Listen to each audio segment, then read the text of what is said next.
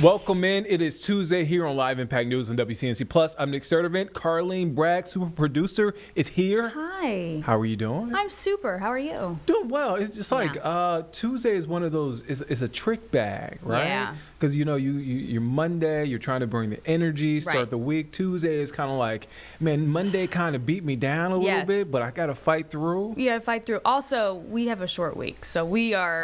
Yeah. You and I are both So just. really Wednesday. Yeah. We're feeling the Wednesdays. Yeah. Yeah. We're. I'm down for that. I'm down. Yeah. I'm down. Big weekend not only for Carlene and I. We're doing two separate things, but today is technically our Wednesday. We have a Yes. short week. But I know I always make it about myself. It's not really about me. It's about you It's guys. always about you. Bank of America, Roval. 400, baby. It's this weekend. I Yep. feel like, Carlene, you make a good point. It's not just race day. Nope. It's the days leading up to Yep. race day. There's a whole mess of things happening. Oh, man. And look at this. There it is. This is a look at Charlotte Motor Speedway There's the track. in Concord. It is looking great. Yes. It's a great time. The weather is going to be awesome. Right. It was awesome last year. Yes. I just Yep. feel like the weather gods sort of, They bless Always- upon the Charlotte Motor Speedway for the Roval. yeah. The Coke 600. It can be either It can be a little rainy dicey. or it's Memorial Day weekend. Yeah. That's that. But this for the Roval, Yeah. it usually does work out This time of year is like ideally perfect weather season. to go to a race. Go to a Absolutely. race. Go to Panthers are home Yep. this weekend. That's I mean, what say you, Becca Birdsall? It should be fantastic. Yes. Really, weather all around this weekend, Friday through Sunday. Great. I actually do have a package coming up for the evening shows Ooh. about how weather impacts racing, although the weather is going to be very nice. But Great. hypothetically, we'll be talking about that as well. But you could actually see some sun maybe breaking out over Oh, towards yeah. Charlotte Motor Speedway. Great. So the worst of the rain is over, and we really didn't get that much. Yeah. I mean, we needed the rain. We needed the rain. Let me Yeah. take back the clap. But now, it's on the way out. We do have a couple of lingering showers out there, but if we take a look at those rainfall totals, it wasn't too impressive. Picked up from the past 48 hours, close to around half an inch in the Charlotte area. Gastonia a little bit closer to about 1 inch. And then especially east of the Charlotte area over towards Greensboro and Raleigh, 1 to 2 inches of beneficial rain fell over in that location. But we still have some clouds out there and certainly some lingering showers, but rain chances will be tapering off later on today.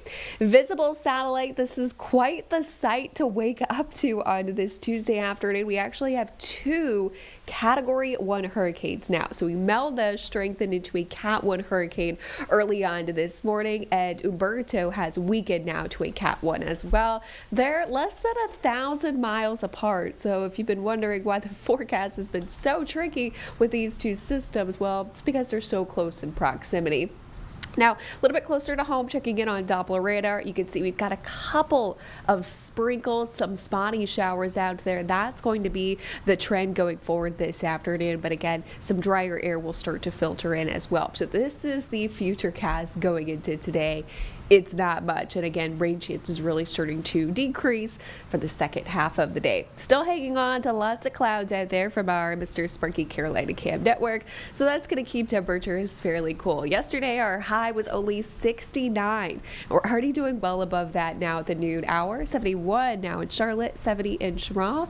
Day cooler 62 over in Boone with high temperatures today. Warmer than yesterday, but still fairly cool. Around 73 for the greater Charlotte area. It is also going to be a breezy day, just like yesterday, wind gusts anywhere from about 22 upwards about 25 miles per hour. So newest 11 a.m. advisory for now Hurricane Imelda will continue to steer northeast at around 7 miles per hour. Notice this is expected to strengthen into a Cat 2 hurricane Wednesday as it does approach Bermuda. So Bermuda right now, the island is under a hurricane watch.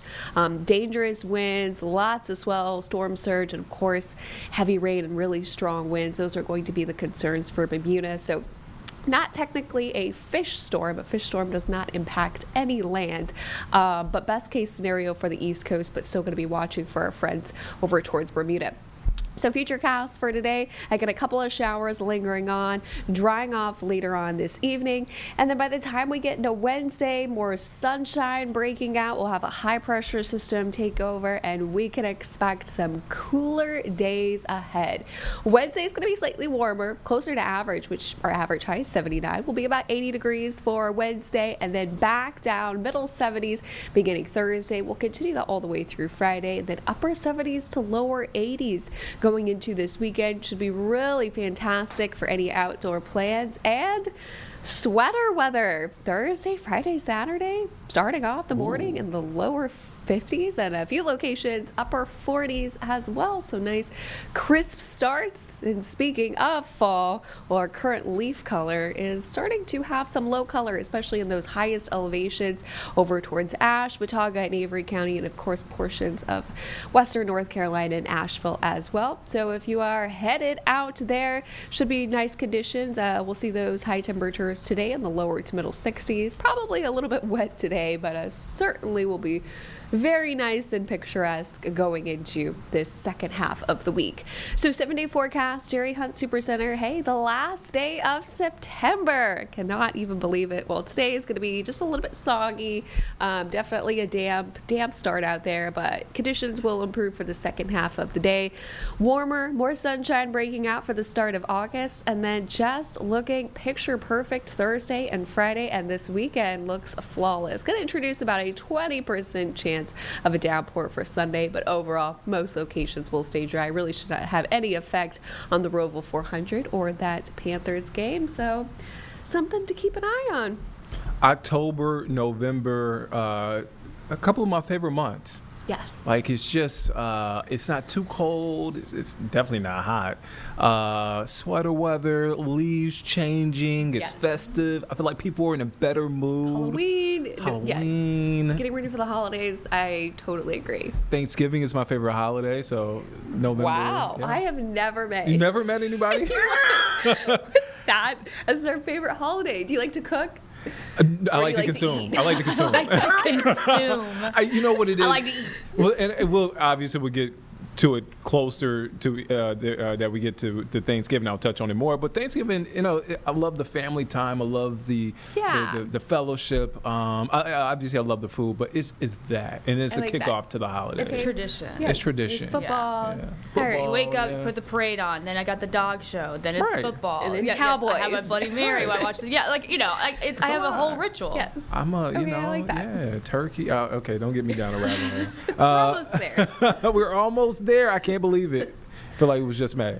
Becca Bursall, thank you for your time. Of course. All right, so we have a couple of things happening live, but first, before we get to that, let's take a quick break. We'll be back here in 2 minutes on Live Impact News on WCNC Plus.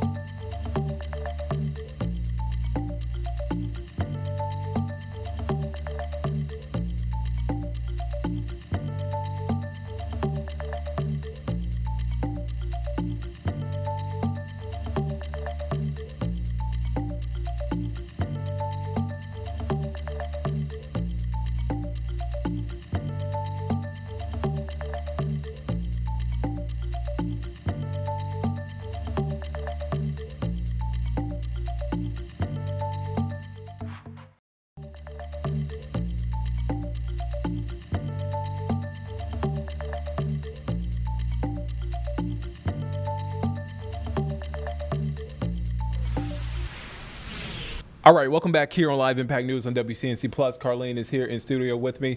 We want to get to something that's happening live, but we want to play it from the top. So President Donald Trump is speaking about drug prices, specifically announcing a deal with Pfizer on lowering drug prices. Again, we want to play this from the top. It's happening right now, but in case you missed it, let's take a listen in to what President Trump had to say / is saying.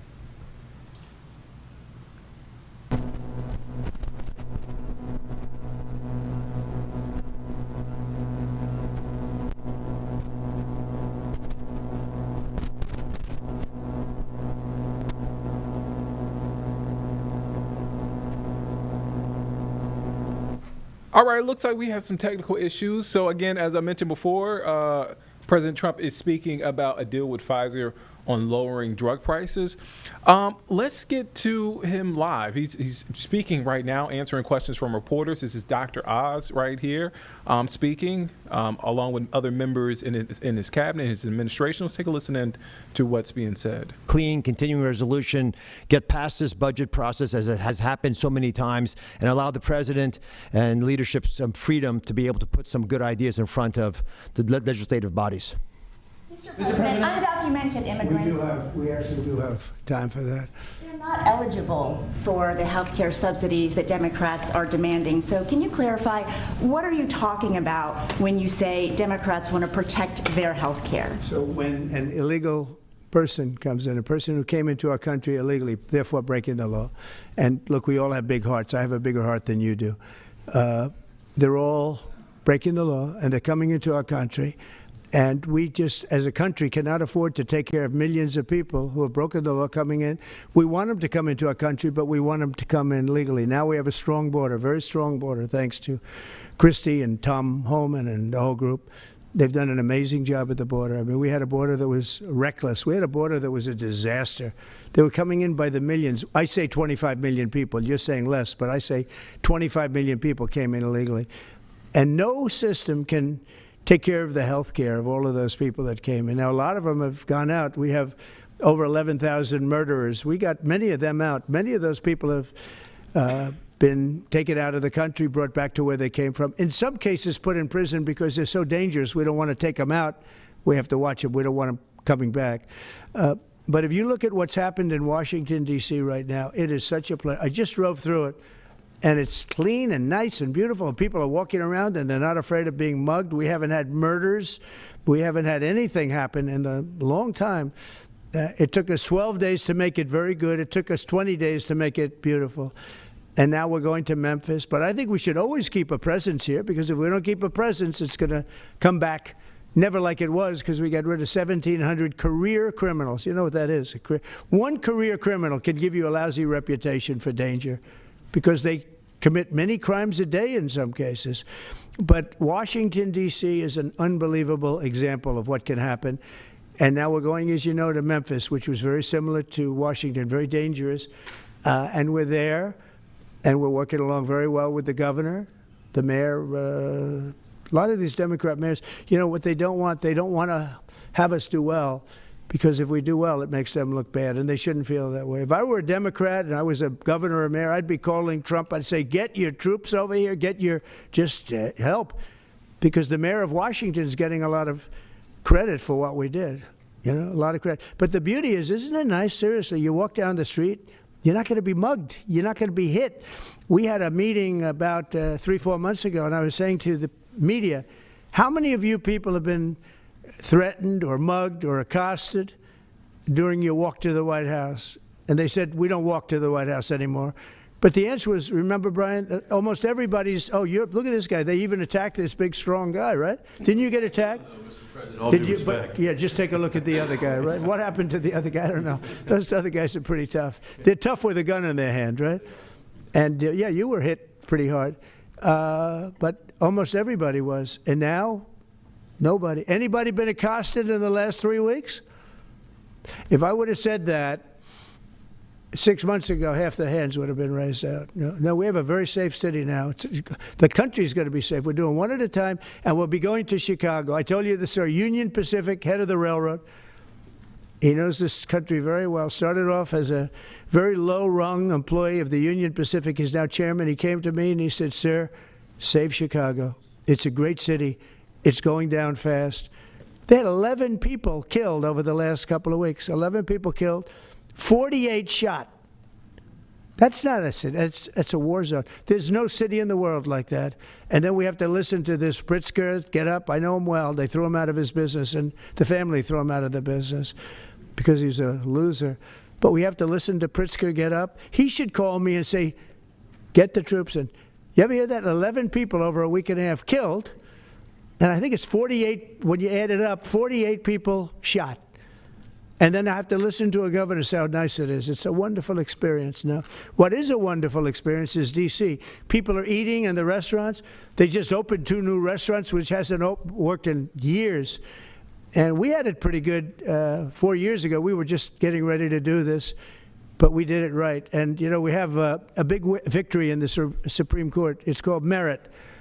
And so that includes the military. Our soldiers, did you see what they look like? These guys, they look like serious soldiers. They weren't playing games. And they went in there and they did a fantastic job. And Washington, D.C. is now a beautiful, safe city. The restaurants are thriving. The people are walking down the street holding their husband or their boyfriend's hand, and they're not worried about being raped or mugged or shot at. And it's been an amazing thing. And we'll do that in every city. We'll do them sort of one at a time. We'll do a couple at a time. And we have a tremendous force because, as you know, in recruitment numbers, when we put out, 2 years ago, when Biden would put out recruitment, nobody would join. Nobody wanted to be in the military. Nobody wanted to be police. It was just announced this morning. You probably saw my speech over with the military, with the generals, admirals. Record numbers of people signing up for the Navy, the Army, Air Force, Marines, Coast Guard, Space Force. I love Space Force. That was my baby. But we have record numbers of people signing up, and that includes police department, fire department. So, you know, it's been an amazing thing. Well, we're going to have another meeting next week on this. We have another great company coming in, similar kind of numbers. But we're going to show you some 1,000% drops in prices. There has never been anything like this in the history of medicine, and it's an honor. And Albert, I want to thank you, and I want to thank everybody behind me, because you are a great team. We have a great team. Everybody says you have a great cabinet. It's a great team. So thank you, Bobby. Thank you very much. Thank you, everybody. What's the company next week?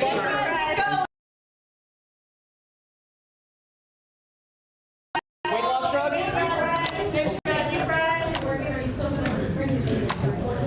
Are the weight loss drugs?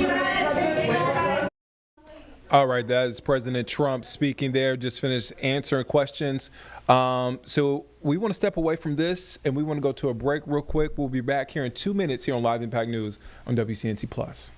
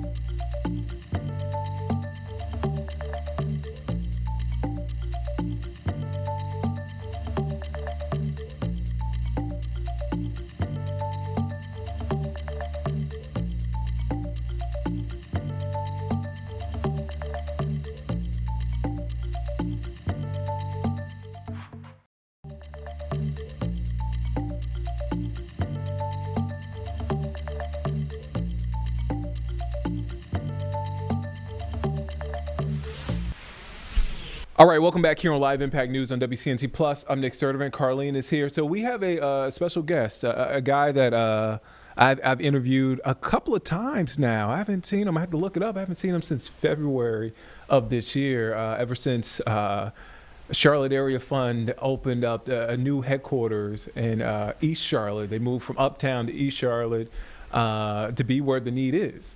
And so they have a conference coming up, the Southeastern Association of Community Action Agencies. Their annual conference is coming up. Let me make sure I get the right dates. October 14th through the 17th. You're talking about a conference that represents 8 states, 181 agencies, and the key is economic mobility. That's going to be a big part of that conversation. Also, meeting the need, helping folks access, and that's the name of the game. We were just talking about it. I have on Mr. Nick Wharton, CEO of Charlotte Area Fund. Thank you for stopping in. Thank you for having me. It's always nice to see you. Yeah.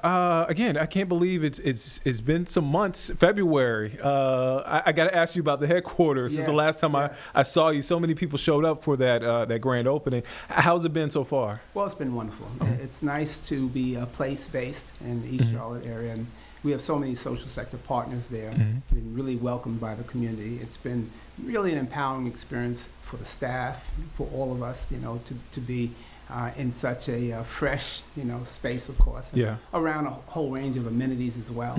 It's just been really a great place, and all the business partners have been great to us.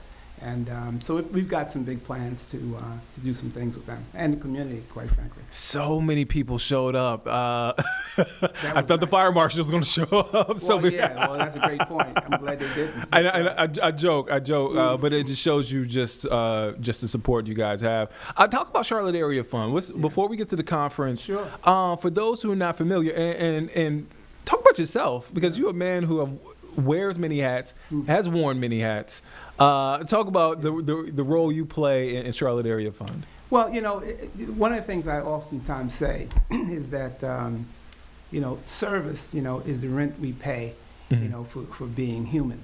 And it's not my term. It's Shirley Chisholm, one of the first African-American congresswomen, would always say that, right? So I kind of live my life in that context. So when I think about the Charlotte Area Fund, certainly it's been around 60 years, really born out of the war on poverty. The then President Lyndon Baines Johnson signed the Economic Opportunity Act, created 1,000 community action agencies, also created the Head Start, a whole range of initiatives, that came out of that legislation that was so important because there was a clear consciousness that investing in low-income communities and poverty was important. Quite frankly, the free market had failed poor people, as well as the government had failed poor people. And so the Community Action Agencies was born out of that period. And so we were one of the first community action agencies in North Carolina, in the nation really, but here in North Carolina. And in fact, we were one of 4 or 5 community action agencies in the state. So then Governor Hunt signed the North Carolina Fund. It was a concept that predated, 1963, predated the Economic Opportunity Act. And then, of course, when that act was legislated, we became the Mecklenburg County's Community Action Agency, commissioned by the county, Board of County Commissioners. And so we've been that long. Now, what's interesting about the Community Action Agency, ours, is that so many organizations have had their genesis within the Charlotte Area Fund. Organizations like the Food Bank, Workforce Innovation Act, Head Start, Legal Services.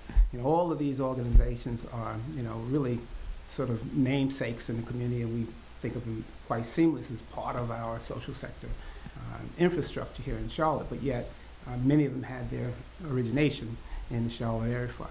Wow. So it's been an organization that has provided direct services to families, helping them reach economic self-sufficiency, as well as helping incubate organizations, small businesses at times, but certainly nonprofits are small businesses, right?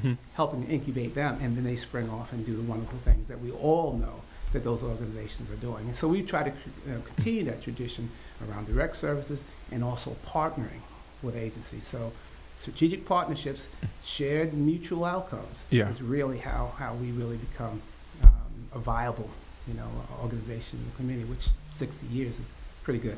Yeah, I mean, just my takeaway from our initial interview, our initial conversation is that partnership, everybody working essentially as one. You've been with Charlotte Area Fund since 2018, and we have this conference coming up, the Southeastern Association of Community Action Agencies.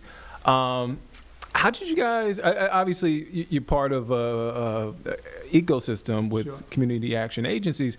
How did Charlotte, I guess, become the host of this year's conference, and talk about what you hope to take away from this conference? Great question. Yeah. So there are 1,000 community action agencies across the nation, Mhm. and they operate oftentimes through federal community service block grant, Mhm. about $800 million, let's say, right, for these 1,000 agencies. However, they are connected to all kinds of other issues: Head Start, Manufactured Head Start, low-income heating assistance programs. They have a number, food banks. They have a number of sort of tentacles Mhm. in other programs, right? They're in 95% of the nation's counties, right? They receive wide bipartisanship on both sides of the aisle, right? And so there's a general agreement these programs work. So their regional conferences, and the Southeastern Association represents about 8 states and several million clients, quite frankly. So Charlotte is a destination place, right? Yeah. This is a great place for conferences. It's growing. It's growing. And, quite frankly, when I think about the work that the whole city has done, other social sector partners around economic mobility, moving from 50 out of 50 to 38 out of 50, and the rating Yeah. economic social mobility, it almost seemed fitting, right, that this association would choose Charlotte, right, as its location. We're the host agency, Mhm. and we're very excited about that. We have an interesting lineup of individuals. We're looking at perhaps maybe 300 to 400, executives and staff members from these agencies that will be coming to Charlotte. I'm excited that we have a host of speakers. Jada Grandy-Mock, who's Fifth Third executive, who just sort of transitioned from Fifth Third. She's got a compelling story to tell about her own experience with poverty in Pittsburgh, and has risen to the highest level of executive status, C-suite at Fifth Third Bank. She's going to be a keynote speaker, which is wonderful. And then, of course, the association is going to be honoring our own very own Dorothy Count Scoggins, and we all know her history and her family's, march toward Harding High School to integrate schools in 1951, I believe it was. And she's on our board, and so she's still very vibrant. So we're going to honor her at the luncheon, which is really great, And then we're going to talk about, we had a session talking about corporate and community partnerships, So it's going to be really interesting, and this is an interesting time, quite frankly, right? Yeah. So we're very excited to be here. We've got 33 community action agencies in the state of North Carolina. They serve approximately 57,000 low-income families. Many, at least 22 of them, have Head Start programs as well that serve young people at the dawning of their lives, right? And of course, or at the dawning of their lives. And then of course they also have senior programs, right? Yeah. That help seniors, right? So there's a whole array of support services that are going to be on display. We have comprehensive workforce development programs, and some have food banks, senior programs, as I mentioned, all in the pursuit of economic self-sufficiency for families. And it sounds like to me, and correct me if I'm wrong, it's really putting your heads together and finding solutions, and seeing what works here. Maybe it could work here in Charlotte. Well, it's interesting. So what's fascinating about community action agencies is that legislatively, they're designed for what's called maximum feasible participation. So what does that mean? Each of the boards of directors of community action agencies are sort of framed around this concept of tripartite. Yeah. That is to say, a third of the board represents elected officials, a third of the board represents low-income communities, and a third are private citizens. And so you bring those entities together and build strategies that are more from the bottom up rather from the top down. And so that's been a sort of I'd say a sort of theory of change, if you will, in terms of how the organizations really work. And so they've been doing this for obviously a long time. One point I'll kind of share that you'll find interesting certainly at the height of COVID, Yeah. right? When everything was shut down, both private, nonprofit, for-profit organizations were shut down, the Congress saw fit to allocate community action agencies $1 billion as first responders, right? And so that was a dreadful period for all of us. 1 million Americans lost their lives. It was a tough period. And so our agency sort of went into action, and so we were keeping families in their homes with emergency assistance, paying mortgages, fixing cars. Helping other nonprofits. Helping other Yeah. nonprofits. There are a number of nonprofits we helped to support during that period. So it was a really, we learned a lot through that period in terms of how to operate efficiently too, right? So obviously we're all operating, we still have, we have a staggered sort of day still in terms of flexible work day. All the staff have technology at home. So all those things really helped during that period, right? Yeah. And it built a sort of resilience, if you will. And so, speaking of resilience, the name of the theme for the conference is Resilience in Action, Strengthening Communities and Empowering People. And so, this is a group of individuals, I have to say. Community action agencies largely operated in obscurity. Very rarely you maybe see them, in interviews and cameras. These are frontline people. As I mentioned, 33 community action agencies in North Carolina. And so they're in rural areas, some that have been impacted by poverty. It hasn't really progressed in a sense since COVID. We've got partners up in the area, impacted by Hurricane Helene, And one of the partnerships that we crafted during that period was with the Park Church. And we, in Truist Bank, we sort of co-created this mobile vehicle that responds to the needs of the 3,100 unhoused individuals in Mecklenburg County. You might see this mobile vehicle traveling around the county. It provides showers. It has washing machines inside. Has a place to sit and converse. But it really does serve an incredible purpose. That was born out of COVID, and so it's still on the road. Oh, wow. It's serving needs that are pretty vital. In fact, it was also deployed to Jackson, Mississippi, a year or so ago, 2 years ago now, during its water crisis. So it's really nice to have partnered with, Truist Bank. Park Church is a really faith-based initiative, really, and the Charlotte Area Fund was at the center of that. And that was a great film. So we see it all the time. We see the works that we're doing impacting folks' lives. You mentioned this earlier, community service block grants, Yeah. and right now at risk of being cut. Yeah. Is that? I'm sure that's going to be a topic of discussion.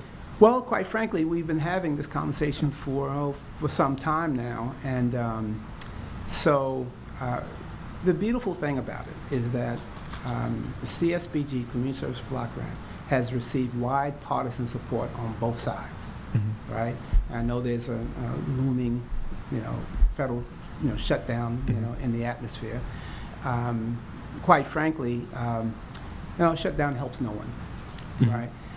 So we're feeling positive about how this will, turn out, but there's a great deal of uncertainty, even pre the looming shutdown. So we're working. We keeping our heads down. And we're working hard and serving our clients' needs, and we're community leaders, and so we have to lead with resilience, and that's what we're doing.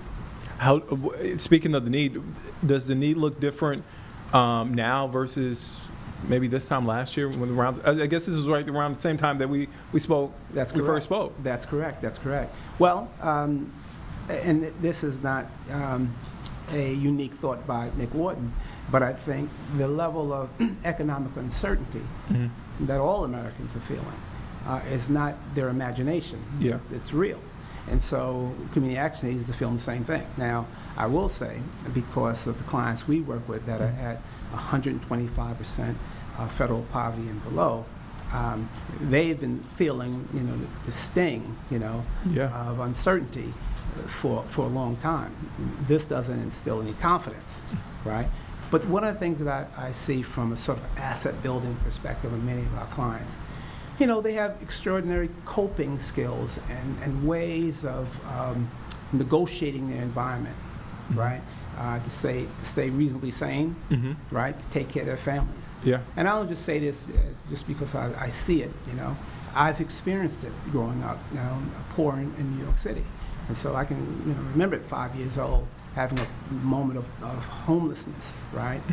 And having been on public assistance. And so I come to this work with a sense of authenticity, you know, and clarity about my own life and, of course, how it's affecting other people's lives.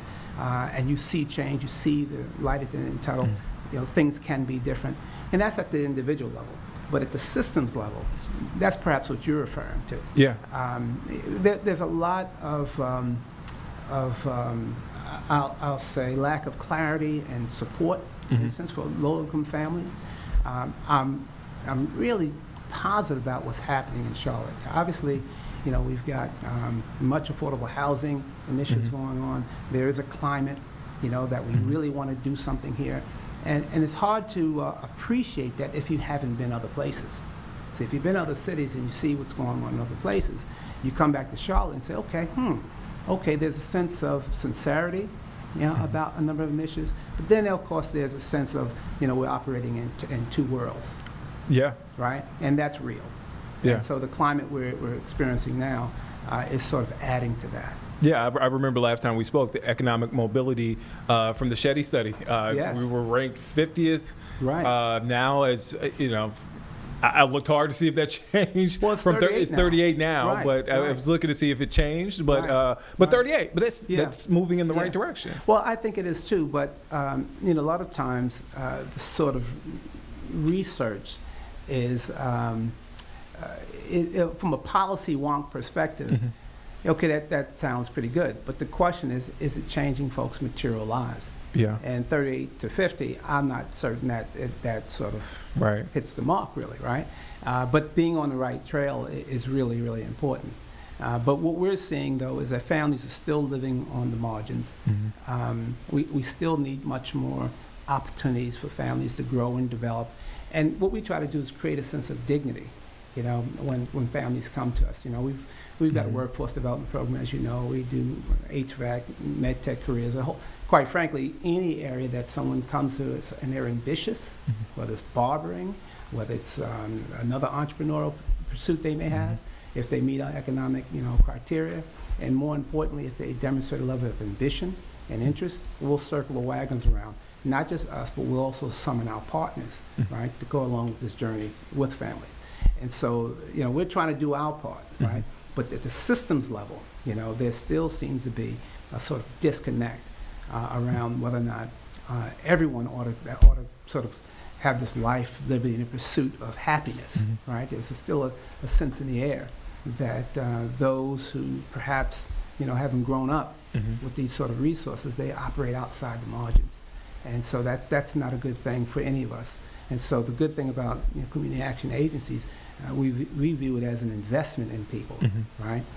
And it's locally controlled. It's not an organization that's sort of summoned from somewhere and the mandates come down. We have some compliance issues, but for the most part, they are locally driven, right? So we have the flexibility to be creative and do the things that and agile to shift and turn to help families to do things they need to do. So that's a real plus. I mean, folks can actually reach out and touch you. That's correct. Yeah, I mean, that's correct. yeah. That's correct. That's correct. And one of the exciting things, I think you probably referenced this in the previous show, is that we were also very honored, you know, in the, you know, top 3 banking cities in the country to be awarded a LIST Charlotte Financial Opportunity Center. And that really helps us to kind of develop the sort of competencies to help coach and direct families who obviously have gone through much financial trauma to help them understand money and how money can work for them. So we have workforce development training, really trying to upskill individuals, and then as they develop a sense of where they're going, we can help manage their money. We had a gentleman that came to our office some time ago, and he came for, he was thinking about training and workforce development, and he had this extraordinary stress around the idea that he would lose his home. And so some time ago, that would be a different conversation. Having this financial opportunity center, and all of our success coaches have gone through financial coaching training, which LIST provides, that conversation was handled differently. So for instance, we were able to talk more in detail about his housing circumstances and talk more about his finances. And of course, not unlike many families, the wife usually manages the finances. So we got his wife on the phone, right? And that was a very different conversation. And we reduced the stress.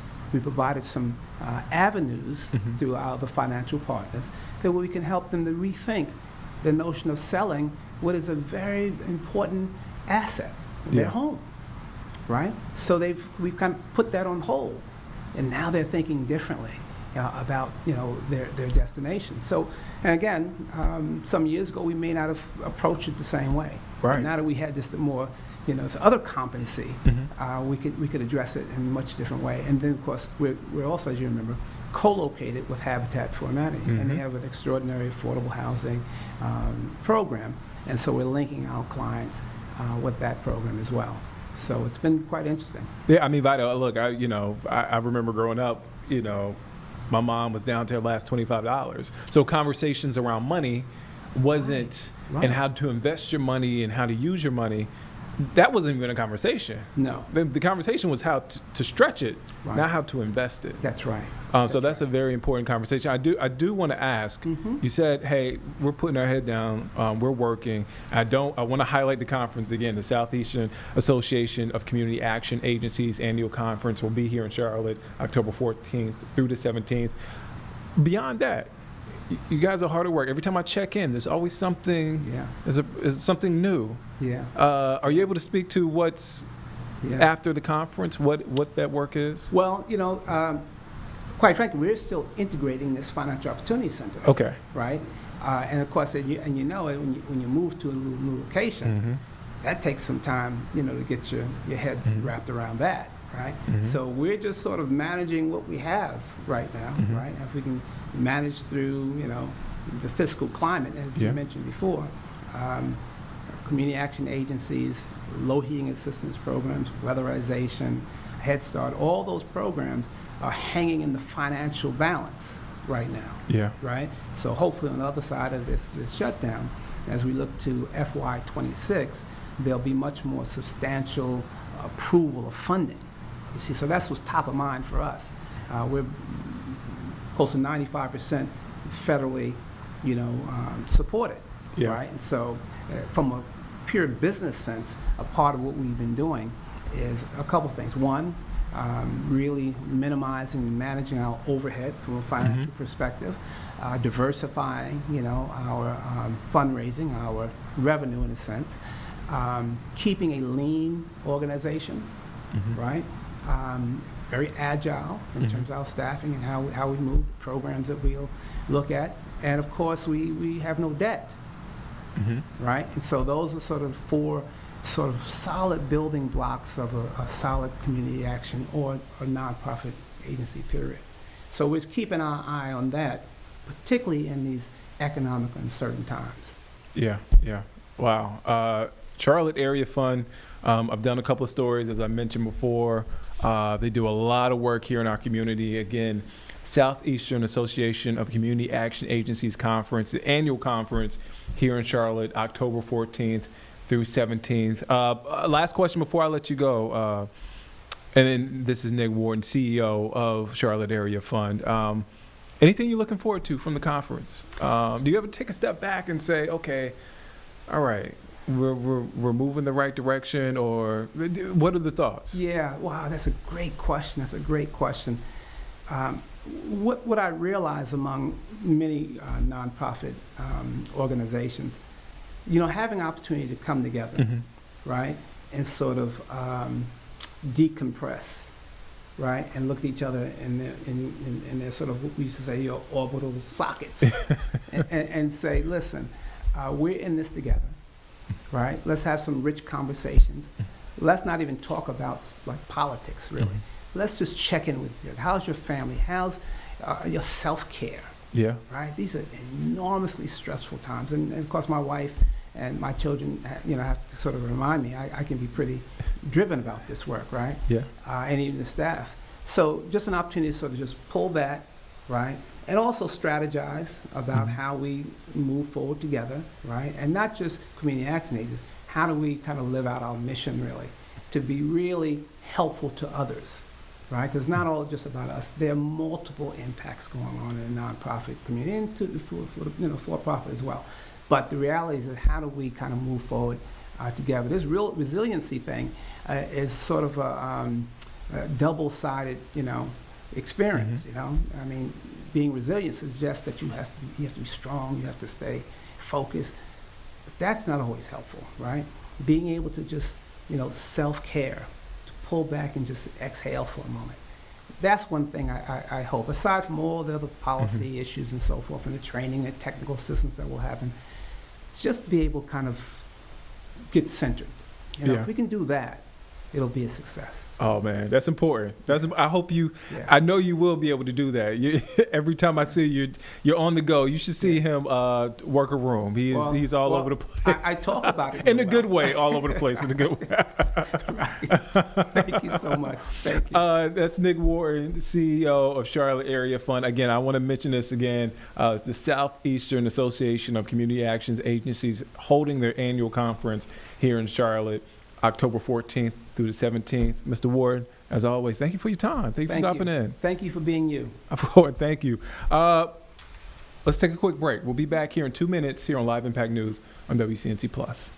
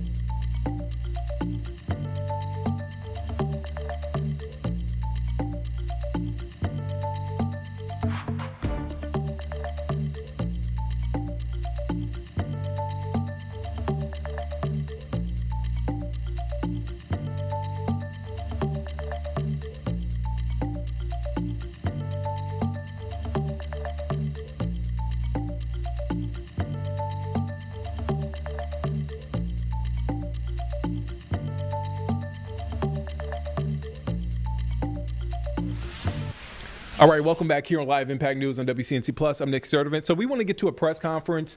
CMPD holding a press conference, crimes against children. Investigation update. Their investigation update. Let's take a listen into that press conference.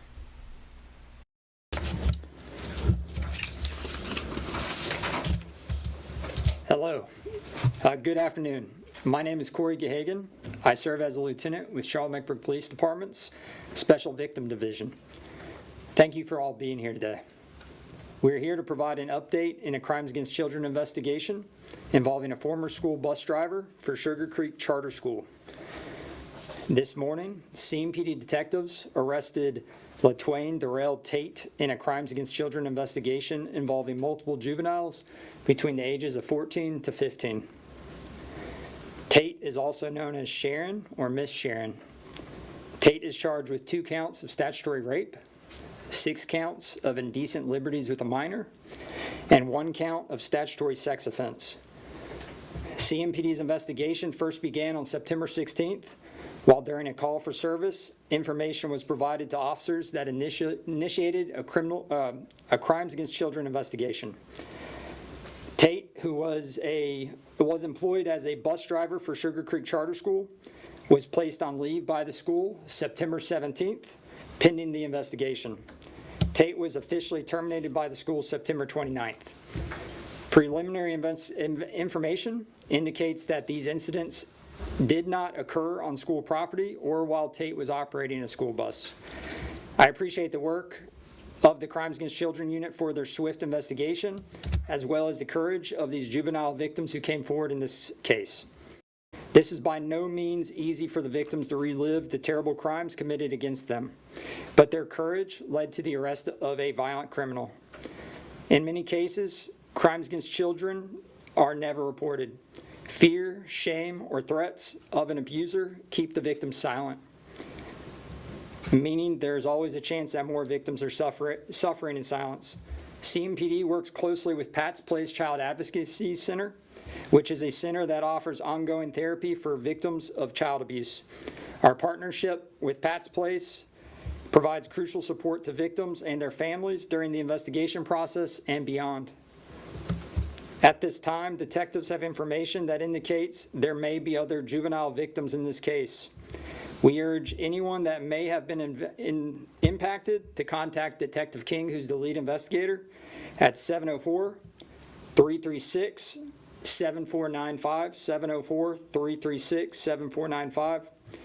If you or someone you know, especially a child, is a victim of a crime and you're not comfortable speaking directly to police, you can contact Pat's Place Child Advocacy Center at 704-335-2760.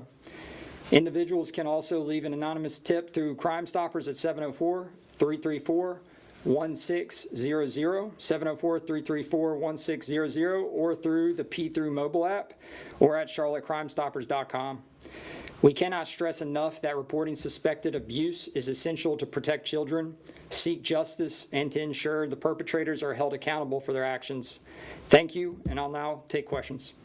Yes? How many people came forward to report this, or I guess kids? We've identified 4 victims at this time. And all 4 came forward to? No. No. I know it doesn't involve the school. Where is this person coming in contact with these victims? Through their personal life.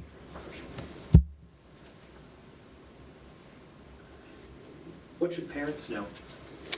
If the parents have a duty to report, if you know your child has been a victim of child abuse, sexual child abuse, it's absolutely important you call 911 and report it. Do you know where the alleged crimes were happening? If not on the bus at the school, where was this happening? Due to the investigation still being in the early stages, and we believe there's possibly more victims, I'm not going to give that information out at this time. However, just to reiterate, didn't occur at the school or on a school bus. You said they knew it from their personal life. Were they relatives, or were these kids randomly known? Due to, again, it still being under investigation and we're potentially have more victims come forward, I'm not going to give out that info. Last question here. So you said 2 counts of statutory rape, 1 count of statutory sex offense. What is the difference between statutory rape and sex offense? Statutory rape would be penis in a vagina. Okay, and sex offense would be? It could anything other, yes. Okay.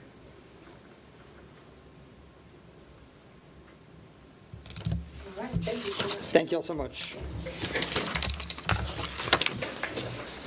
If you have any additional questions, feel free to email them to cmpdpio.org. We'll be happy to get you information that we can. Again, the investigation is active and ongoing. We're still in the early stages, so please be aware we may not be able to answer all your questions at this time. Thank you. Could I get the spelling of the person arrested? Yeah, we just put the release online. Okay. So you can get. I'll get it from there. Yeah. I appreciate it. You're welcome. I know if you're like me writing it down. As soon as I you need said to see it. I need to see it. I was like, hopefully Otter Looks like can you have a spell it. question. Pronounces his last name. All right, so again, as you were just watching, that was an update from TMPD. Crimes Against Children Unit making an arrest. Again, that press conference ending. So here's what we have again. Again, detectives with the Charlotte Mecklenburg Police Department's Crimes Against Children Unit have arrested and charged Lee Twain, Daryl Tate, who's 48, in a CAC, Crimes Against Children investigation involving juveniles ages 14 to 15 years old. Tate is also known as Sharon or Miss Sharon. On Tuesday, September 30th, which is today, CMPD's Violent Criminal Apprehension Team arrested Tate without incident. Tate was then taken to the law enforcement center to speak with detectives, and after that interview, he was charged with statutory rape, 2 counts, 6 counts of indecent liberties with a minor, and 1 count of statutory sex offense. Tate was transferred to the custody of the Mecklenburg County Sheriff's Office. Tate was previously employed as a school bus driver at Sugar Creek Charter School, and he was suspended by the school during the investigation and officially terminated yesterday. Again, preliminary information indicates that these incidents did not occur on school property or while Tate was operating a school bus. Now, detectives with CMPD's Crimes Against Children Unit believe there could be more victims. So that's I'm reading this. This is from Charlotte Crime Stoppers that we got this information about this investigation. Again, Lee Twain, Daryl Tate, 48 years old, arrested, charged with statutory rape, indecent liberties with a minor, statutory sex offense, and as far as we know and what we were told, employed as a school bus driver at Sugar Creek Charter School. So that is the latest. As soon as we get more information, we'll make sure to update you on this case. So let's take a quick break right now on Live Impact News on WCNC Plus. We'll be back in 2 minutes.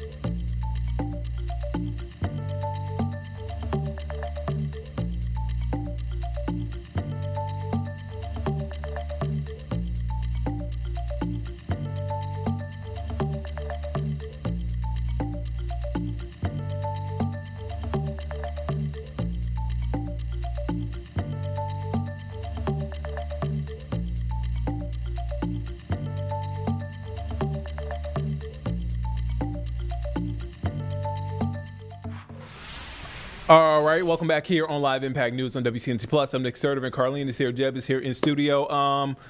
It is turning out to be a beautiful day outside. The sun is out. We didn't see the sun at all yesterday. I had to turn up the AC. Like, You gotta turn the AC on? well, my AC is on. You know, Yeah. it's still warm outside. Don't get me wrong, Carly. it's but I had to warm. turn it up, like the temperature. Yeah. I'm like, man, it's kind of dreary and cold outside. Much of that this morning. Had an early morning, a dentist appointment. So I Oh. saw a lot of that going. I had an 8 You had a o'clock. gloom? Yeah, I had an 8 a.m. dentist appointment Oof. in Pineville. Oof. Yeah, that was a. So you already had a gloomy morning, then you had to go to the dentist?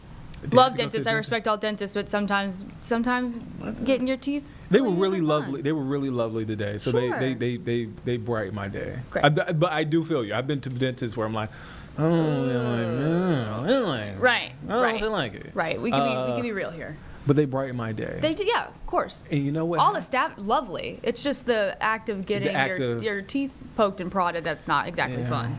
So You know. teeth are clean. Yeah. Um, Stunning teeth. Gorgeous teeth. Thank you. But I was gonna say they brightened my day, and I walked Yeah. outside. The sun started to peek out, That's and right. so it's just been a growing trend. The sun, you see this Charlotte Motor Yeah. Speedway Roval Bank of America Roval 400 coming up this weekend. Today they're painting the wall pink. Today they're painting the wall pink. Our Larry Sprinkle's out there helping paint the wall. Larry Sprinkle would be out there. Of course he is. He course he always is. has his hand in something, He's in a good way. he's the man of the hour. He's a man of every hour. Larry's the man. Yeah. Larry's the man. I don't know what else to say. Larry's the man. The weather's great. Let's check in with the full forecast with Majestic Storm. Well, good Tuesday afternoon to you. I'm WCNC meteorologist Majestic Storm. We did have some rain showers this morning, and we still have some pockets of very lingering rain. Spotty showers. It's all gradually clearing out, though. It's going to stay cloudy throughout the day today. However, temperatures will be at least a little bit warmer than yesterday. Tomorrow, can you believe it? It's going to be already the very first day of October, and lucky us, we get to start out the new month with plenty of sunshine, nice, comfortable conditions.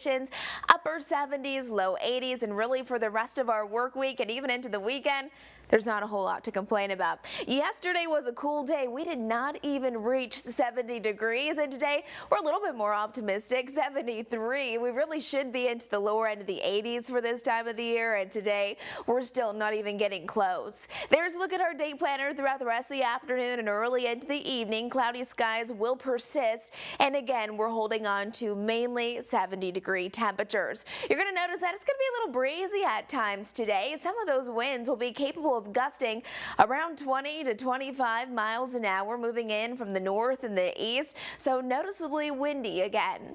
It's also going to be a bit more muggy. Our dew points holding steady mainly into the 60s, so yes, it's cloudy. Yes, we still have some spotty showers, but there's still a lot of moisture in the air. Notice, though, our dew points will start to drop back down into the 50s by tomorrow.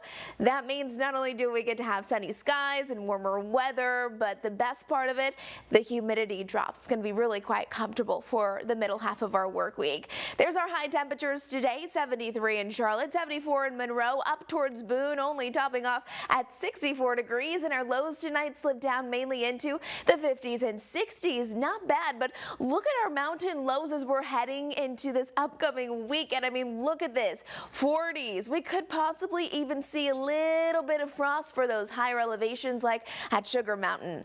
This morning, we've seen those rain showers. This afternoon has been very, very spotty in nature, and a lot of this moisture is actually tropical moisture moving in from what is now Hurricane Imelda. This is our futurecast, what radar could look like as we progress throughout the remainder of our day. Notice still a lot of cloud coverage, spotty showers. That'll be the name of the game. And then tomorrow morning, this is Wednesday at 7 o'clock. It's going to be mild, but I do think we'll have a few clouds early in the day, gradually clearing out, and then a sunny and really nice second half of our Wednesday. Rain chances will drop Wednesday all the way through Saturday, and then they'll start to creep back in as we're wrapping up our weekend and heading into early next week. Those temperatures, though, look at this. We kind of teeter back and forth between 70s and 80s. Pretty comfortable, though, especially when we get that nice sunshine. But we do still have 2 hurricanes out in the Atlantic. This is a big story, though. Our latest advisory, this is our 11 a.m. advisory. This is now Hurricane Imelda. It was a tropical storm, but now it is a Category 1 hurricane. hurricane still continuing to track to the north and to the east at 7 miles an hour away from the United States, still going to bring some impacts to Bermuda. And although we will not have direct impacts here in the southeast, and especially not across the Carolinas, we will have indirect impacts. That means dangerous rip currents today through Thursday, and really watch it still as we're heading into the weekend. High surf and even some coastal flooding. We've now had 9 named storms as we're looking at the Atlantic hurricane season. Again, our next one will be Jerry. And speaking of Jerry, here's our Jerry Hunt Super Center 7-day forecast. 73 for our high today. Cloudy skies. The sunshine returns tomorrow, and so do those low 80s. We'll cool down a little bit with some sunshine returning as we're wrapping up our work week. I hope you have a great rest of your day.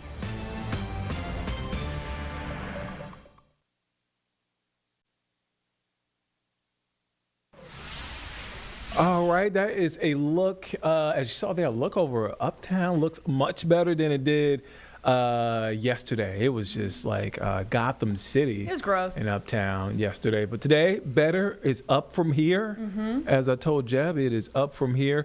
So we played the portion of the press conference where President Trump was taking questions from reporters, but we want to start it from the beginning. So today, the Trump administration, President Trump, announcing a deal with Pfizer on lowering drug prices. So let's take you, in case you missed the beginning, let's take you up to the top of that press conference, again, announcing that pricing deal with Pfizer. Let's take a listen in, President Trump. Howard Lutnick, great, Secretary Robert F. Kennedy Jr., CMS Administrator Mehmet Oz, Medicare Administrator Chris Plump, and the FDA Commissioner Marty McCary, and I just want to thank them all. They've been working hard on many, many things. I think this is one of the biggest medical announcements that this office has ever made, because we're talking about price reductions, as you'll see in a couple of minutes, that are incredible. For many years, Americans have paid the highest prices anywhere in the world for prescription drugs. They paid far more, 10 times, 13 times, 15 times more than other countries for the exact same product. A major reason is that the American consumers have been subsidizing research and development costs for the entire planet. They put all of that on us, and yet they were the beneficiaries too. So it's being changed as of today. The United States at just 4% of the world's population and consumers, only 13% of all prescription drugs, yet pharmaceutical companies make 75% of their profits from the United States. So think of that. We have 4% of the market, 13% of prescription drugs, and yet, Albert, I didn't know you were that violent. I'm surprised you're agreeing to this. I'm getting better. No, he's doing the right thing. Thank you. And yet they make 75% of their profits from the American customers, so it's something. That's why I signed an executive order combating this practice, and we signed it very happily a little while ago. Today, Pfizer is committing, as will other drug companies as we go through the weeks, but Pfizer is truly one of the biggest in the world and one of the greatest in the world. Today, Pfizer is committing to offer all of their prescription medications to Medicaid, and it will be at the most favored nation's prices. It's going to have a huge impact on bringing Medicaid costs down like nothing else. I told you that in my first term, I was so proud of the fact that for the first time in 28 years, drug prices came down. And I had a news conference that I explained it was 1/10 of 1%, but it was down. And here we're talking about, in one case, over 1,000%. This is a critical step forward to our work and to improve health care, and hardworking, low-income Americans, especially low-income Americans, will be helped so greatly. In addition, Pfizer is agreeing to provide some of their most popular current medications to all consumers at heavily discounted prices of anywhere between 50 and even 100%, and that's off the price. And in some cases, even more than that. These drugs will be available for direct purchase online at a website operated by the federal government. We're also announcing that moving forward, all new medications introduced by Pfizer to the American market will be sold at the reduced most favored nation cost. So we'll be paying essentially what other countries are paying, who have been much lower for many, many years. Furthermore, Pfizer will invest $70 billion to reshore domestic manufacturing facilities. In other words, they're going to bring a lot of their their facilities to make their drugs and make what they make, their product. They're going to make it in the United States. I appreciate that $70 billion investment and fund research and development right here in America. We're working with other major pharmaceutical companies to secure similar agreements. Everyone understands that the status quo where Americans pay more for drugs, prescription drugs, and they pay more than foreign countries who take advantage of us in many other ways, although not so many anymore. I think we've pretty well got that stopped, right? I think so. We've stopped that, but they took advantage of a lot of other precedents, that I can tell you. But we're making this pay to be very unacceptable, what they've done in the past. That's why my administration has also taken historic action to investigate the unfair and discriminatory trade practices of other countries that extort our pharmaceutical makers to shift costs onto the American consumer. They say, no, give us a price, a very low price, and just charge the American consumer, charge it to the U.S. The United States is done subsidizing the health care of the rest of the world. It's a big thing. I can't tell you how big this is. And I was all set to go on the first term, but then you had the COVID, and we had to focus on that. But I said, I want to get back here, because you're talking about 14, 15, 1,600% reductions in some cases.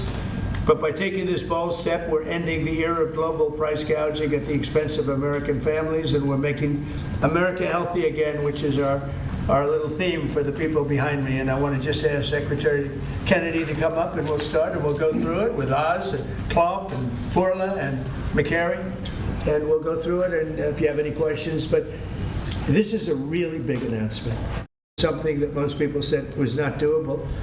And other countries are going along because we told them that if you don't go along, they didn't have to go along, but if they didn't go along, we were going to put extra tariffs on those countries, and we were going to charge them the amount of money that they should be paying for the reduction in costs. So I think we had a pretty good negotiating position. So Bobby, I'd like you to speak about this, and what a great job, and thank you very much.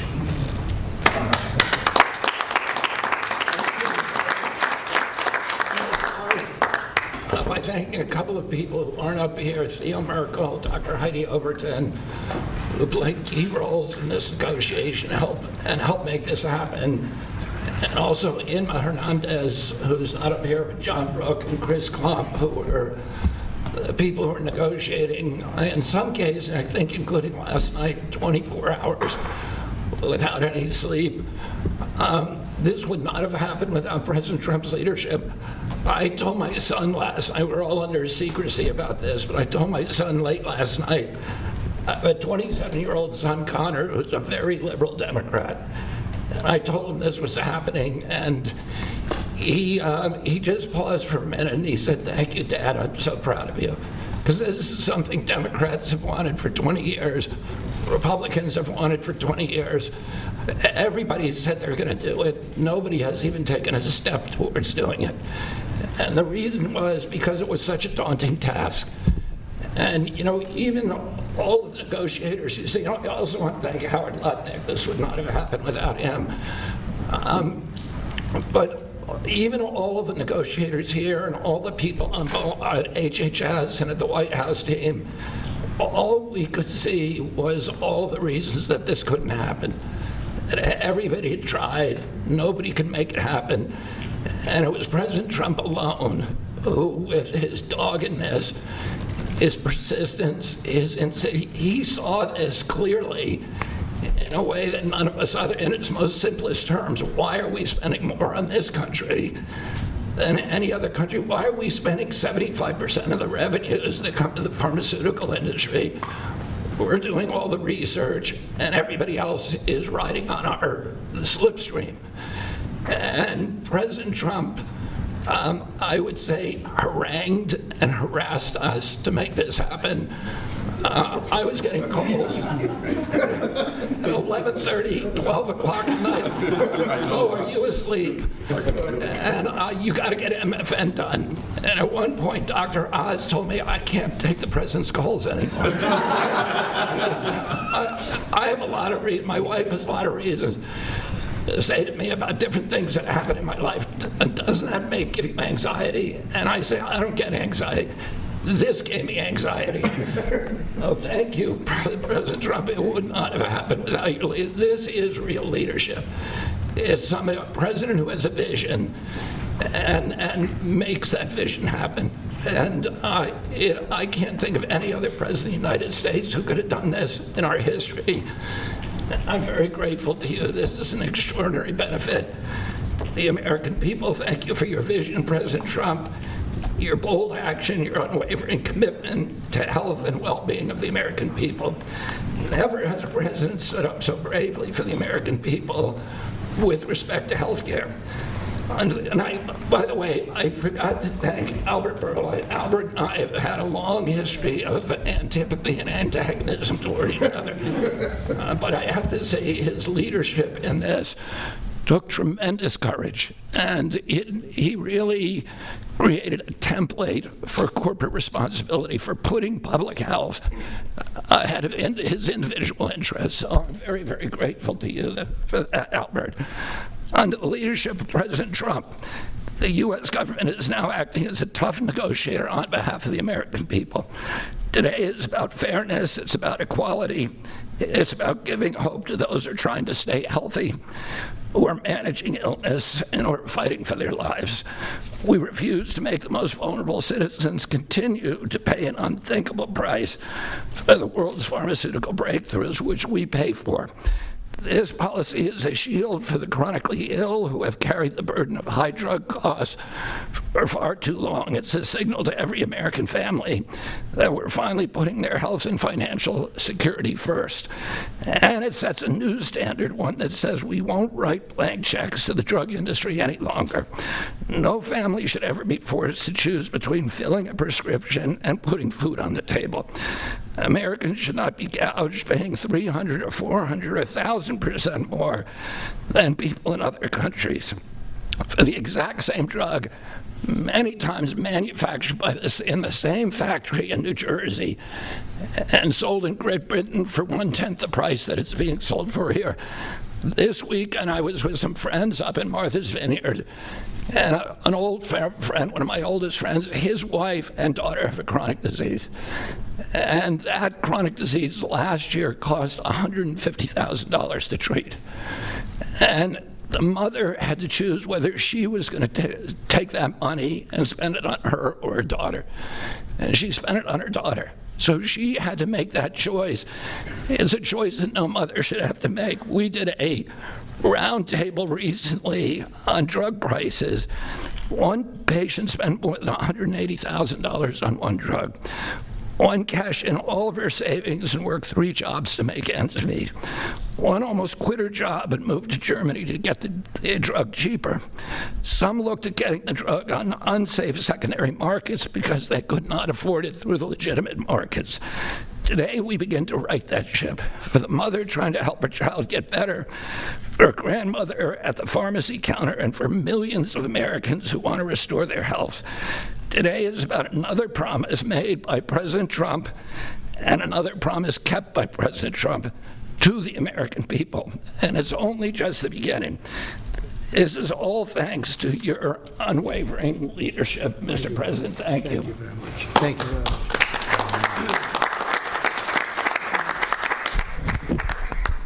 There is a fine line between vision and hallucination. People have to follow you for it to be a vision. And President Trump, you made a lot of people following you, an idea that most people thought was not possible, even remotely. And when we have that shared vision, and I'll speak to some of the people who are involved in this process, because it was an incredible effort that gives me great pride to serve in this administration. And the fact that it did not leak is also an issue of pride for us, because these were tough challenges. And Albert Bourla looks very calm up here and cat-like, but he is ferocious when you get him in a negotiating room. This is true for all the pharmaceutical companies that we are negotiating with. And Secretary Kennedy, my son Oliver, who I told about this deal as we was walking over here, is a Republican. And you know what he said? Thank you for making us proud. Because it's not just a Democratic problem, it's a Republican problem. This has not happened before. And it took a crusader like President Trump, with the support of Secretary Kennedy, Secretary Lutnick, I see the vice presidents here as well, just unwavering, dogged pursuit of change.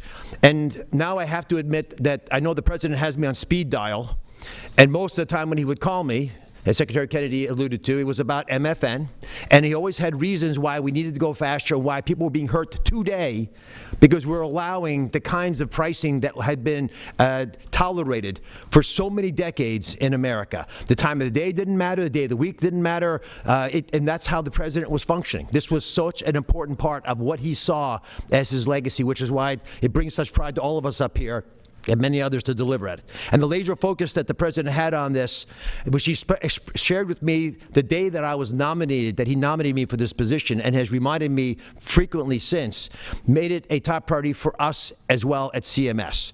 Now, to do this, you have to have tactics, not just vision, but tactics. And the first tactic the president shared was to introduce me to Albert Bourla. He took us to dinner with Secretary Kennedy, and he argued, and he's a great deal maker, as you know, that if you're going to make a deal of this scope, of this nature, you need trust.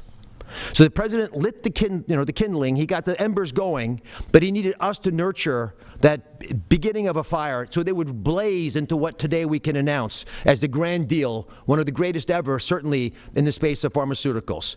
I gained to respect Albert, and I'll tell you why in particular.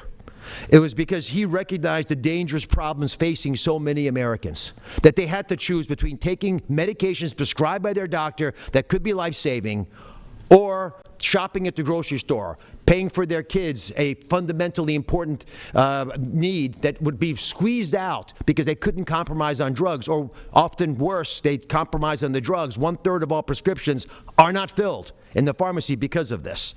We talked through the winter, we talked through the spring, we talked through the summer, and we got nowhere. We stalled.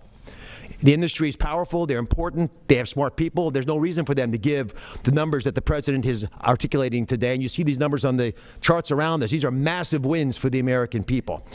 But the president in July demanded, after the executive order, that manufacturers make a firm commitment and to lower prices or else. And it sent shockwaves through the industry. It got the ball rolling again. Our talks with Albert heated up, but it wasn't until last week, if you want an inside story, it wasn't until last week that we made a major breakthrough.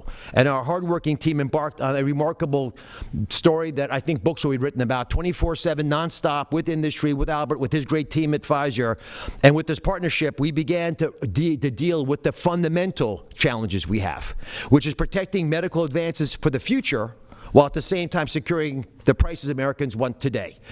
We're going to continue to stimulate and strengthen innovation. That's what a great country does, and we are a great country with a great leader. We're going to protect the U.S. hegemony in R&D. We dominate the planet in discovering cures for illnesses. All those orphan ailments, all those remarkable advances, they come from research labs here with companies like Pfizer and other great ones in the pharmaceutical space. We're going to lead in the life sciences. We're going to lead in ideas. And we're going to make sure that we do all that while we're being fair to the American people, especially our most vulnerable. We're going to finally deliver on the fair drug prices that President Trump has been speaking about for 2 terms. We're going to celebrate this historic day, I predict, this historic day in the medical field for generations to come. The heroic negotiators that I do feel compelled to mention, and Secretary Kennedy kindly also mentioned their names. Some of them can't be in here because they're busy negotiating future deals. Inma Hernandez-Delso, John Brooks, who's a deputy administrator of mine, Theo Merkel, who is in the back and tall and hard to miss with DPC, and Corey Enslin with the same group did a spectacular job, and Don Dempsey at OMB. Just wonderful human beings worked tirelessly to get this done. We were able to secure this first MFN deal, and the president touched on this, but we have much more to come. You'll be hearing breaking news from the president for the rest of for the fall. And Mr. President, these brilliant minds are here because of you. Now, I don't want to just pay homage to this. I want to actually speak this a little bit. The passion to protect the American people brings top-tier Americans into the government.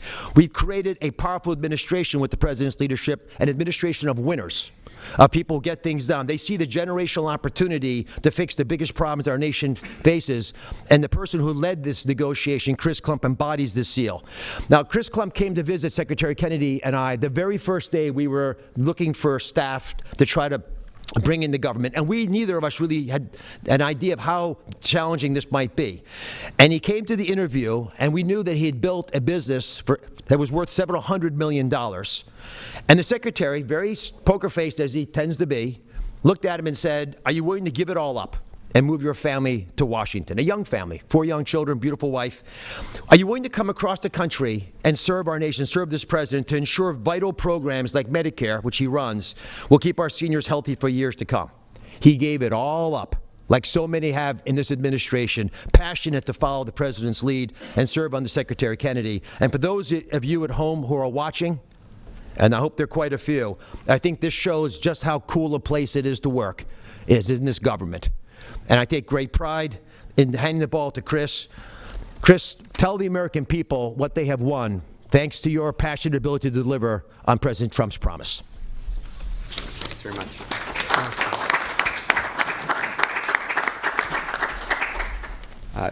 Thank you, Mr. President.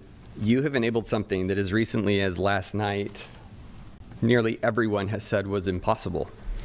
And Secretary Kennedy and Administrator Oz, thank you for having trust in us as a negotiating team to drive this forward on behalf of the American people. It is an absolute honor and privilege. And Mr. Borla, to you and to the team at Pfizer, you have taken a step that I think few appreciate, requires a level of courage to change something that for decades administrations have tried. And there was no incentive rationally for you to do, and yet you've done it because you recognize the opportunity to align your economic interest with the social interest of the American people, and we're grateful. Today is historic, as has been discussed. This is a major win in the battle for affordable health care and affordable drugs. As the President said, on average, we pay nearly 3 times what the rest of the wealthy world pays for branded pharmaceuticals. And yet we drive more than 50% of global R&D, 50% of revenues, nearly 70% of profits. All right, so you're watching Live Impact News on WCNC Plus. I'm Nick Sturtevant. This is a press conference from earlier with the Trump administration. President Trump announcing a deal with Pfizer on lowering drug prices. All right, so we're going to take a step back. We're going to take a step away for 2 minutes, take a break. We'll be back here on Live Impact News in just 2 minutes here on WCNC Plus.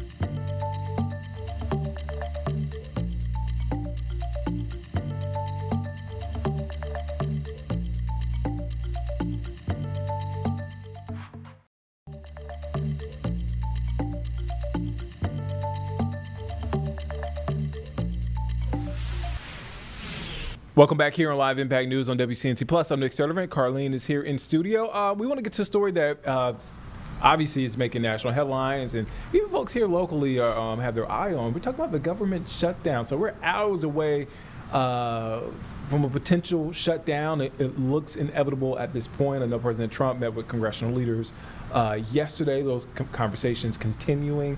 Again, that government shutdown is looming over the country. WCNC Charlotte's Megan Bragg here in studio to talk to us about it. You're verifying the impacts, because I think when folks hear government shutdown, I think they have a basic concept of what it means, but they don't know the nitty gritty of the all the impacts. And there's like Yeah. a lot, obviously, to get into, but lawmakers have until midnight tonight to reach that decision before that shutdown goes into effect. A little bit of history here as far as shutdowns. There's been 14 shutdowns since 1980, and the most recent one was 2018, and that one lasted for 35 days. Wow, so it's been that long. It's been that long. Yeah, so a few years ago. And let's talk about who this would affect, because, when we do think of this, we think of, okay, this is in Washington, D.C., really nothing to do with us, but it will affect a lot of people here in North Carolina. That's Department of Health and Human Services, the IRS, and National Park Services. Employees will face delayed paychecks until a decision is reached and until that shutdown is over, if we go into a shutdown. There are reports of potential layoffs as well, and those would affect paperwork such as your welfare paperwork and closures of national parks and museums too, if it does get to that point. But things that it won't affect, post office, it will not affect that. That's because it's not really funded by tax dollars, but more so funding and sales from people going to the post office paying for services. So that won't be affected. Military and TSA will also not be affected, so they will still continue to work. However, TSA will be affected if this shutdown lasts over 2 weeks. Oh, wow, okay. Yeah, so if it does last over 2 weeks, then they won't get paid immediately. So they'll be working but not getting paid. So that's something to think about. Your SNAP and WIC, that could run out of funding. However, Social Security, Medicare, and Medicaid will not be affected. So those are the things that we are looking at. Like I said, SNAP especially, it affects a lot of people here in North Carolina. And, we don't really think about National Park Services, but a lot of people will be using those, especially in this fall time. There's so many beautiful parks people will want to go to. So something to think about, that if this shutdown does happen, those will be affected. Do you know, and I hate to put you on the spot like this. I I should have asked you this It's okay. before. Back in 2018, do you know how long that one? It felt like it lasted for 28. It lasted 35 days. 35 days. Yes. Oh, wow. So it lasted Okay. over a month. Because Yeah. I remember I was working in it. I just started in Atlanta, and one of the big attraction sites, the MLK Center. Yeah. Which is in near adjacent downtown Sweet Auburn district in Atlanta. And so there were signs on the door. There are a lot of people that come to Atlanta just for that site, and it's very big, and there are a lot of disappointed folk. So, Right. I mean, again, obviously, I know this impact is wide-reaching, more than just absolutely. things that people can enjoy. You're talking about Exactly. jobs and Yeah, stuff like jobs and benefits really Yeah. for people. It's definitely, the people working feel it, but we will also feel it as far as like paperwork goes. If you have any IRS stuff that's happening, that will be I was just going to affected. mention your girl Carlene. I always file an extension for my taxes. Yeah, So yeah. which is due next week, I think, the 15th. So I'm sure the federal government will expect me to still file on time if it's shut down, but I will get a return. I probably, if it's shut down, that's probably going to be delayed. So, and I'm sure I'm amongst millions of Americans who have filed their tax extension. So, like, this impacts you. Yeah, absolutely. Yeah, it impacts a lot of people. So that is something to be aware of. Like I said, lawmakers have until midnight to reach a decision. But you were saying, Nick, doesn't really look like it's going well right now. So we'll just have to wait and see. But 14 shutdowns since 1980 is pretty. Like, I'm trying to think. I'm trying to do quick math here, and I'm terrible at math. Same. But that's. How many years is that, Nick? that. I'm like putting you on, Nick. You tell us. You help us. You're a guy. Help me. Since 1980, Yeah. That's been 45 years. 45 years. 14. I mean, that's not. Yeah. I don't really know if that's good or bad, but. Yeah, I mean, 14 And to it's also 45 years. Yeah. too interesting how there were none before that. Like. I mean, so yeah, it's definitely in Or the maybe last. there were. I just don't if know. we stretch out to 50 years, Yeah. it's been It's been. like a regular occurrence. Yeah. So hopefully, if it does shut down, that they'll have a deal quickly, and life will be back to normal. But that's what we're watching. Those are the effects. I was like looking through some of the numbers. I was trying to do some quick. I know you're research. trying to do quick math. Like literally, you put 3 journalists in a room, and you're like, math. I don't know. I will say I'm pretty good at math. That came, Yeah, well, just I came am pretty not. quick. It Good came- job. yeah, fact check me The at Brags home are now. not good at math. You're not. The Brags cannot do And that. they are not related, by the way. We So are not. I But wish- By soul. by Spirit. soul, we're related. But- Yeah. Which is a separate conversation. Exactly. We can't I get into that thought, now. again, next time Meg comes in here, we'll break down How we're the family related. tree. Yeah. Yes. I'm sure it's in there somewhere. It has to be. somewhere. I believe it. I believe it. This will air at 5:30, just so you know. That was my next question. knew that it. she I beat you answered. to it. You said 5:30? 5:30. Yeah. 5:30. Don't want to miss it. Meg, you do great work. Thanks. Questions that a lot of folks have, subjects folks have a lot of questions about. Sure, yeah. You provide the answers. Well, yeah, now I'm thinking about my tax return. I honestly, Yeah. I didn't Good think questions. A lot about of it folks. until you said the Which- IRS. I said, oh no. Carlene, we gotta talk about that. I know. I always do an extension. Why are you doing it? Because I get it back What are you, a before Christmas billionaire over time. here? Yes. No, come on. Like, just She think is I a need an billionaire. extension. Yeah, like, Heavens Billionaire. no. okay. She's a billionaire. I'm a procrastinator. Billionaire Carlene. No, uh, no, I procrastinate, but then I usually get the tax return back before holiday time when I wouldn't mind having a couple extra dollars and cents in my Yeah. wallet. However, now with You a might not get shutdown, that. I might not get Well, since Meg my helped you return out, for a while. you might, for your services, Meg, For my services. since you guys are Yeah. in the Should same start family. paying me for my services of being on here. All That's right. true. See, this is where it takes a turn. Meg Bragg. Okay, no longer, bye. no Okay, longer on bye. camera. Thank you. You gotta love Meg Bragg. Let's take a quick break. We'll be back here on in 2 minutes here on Live Impact News on WCNC Plus.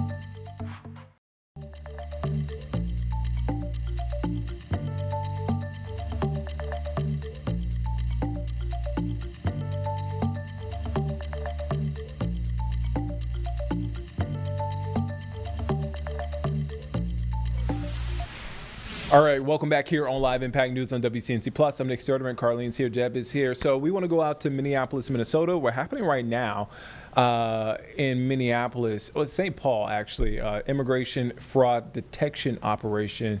Well, actually, let me back up.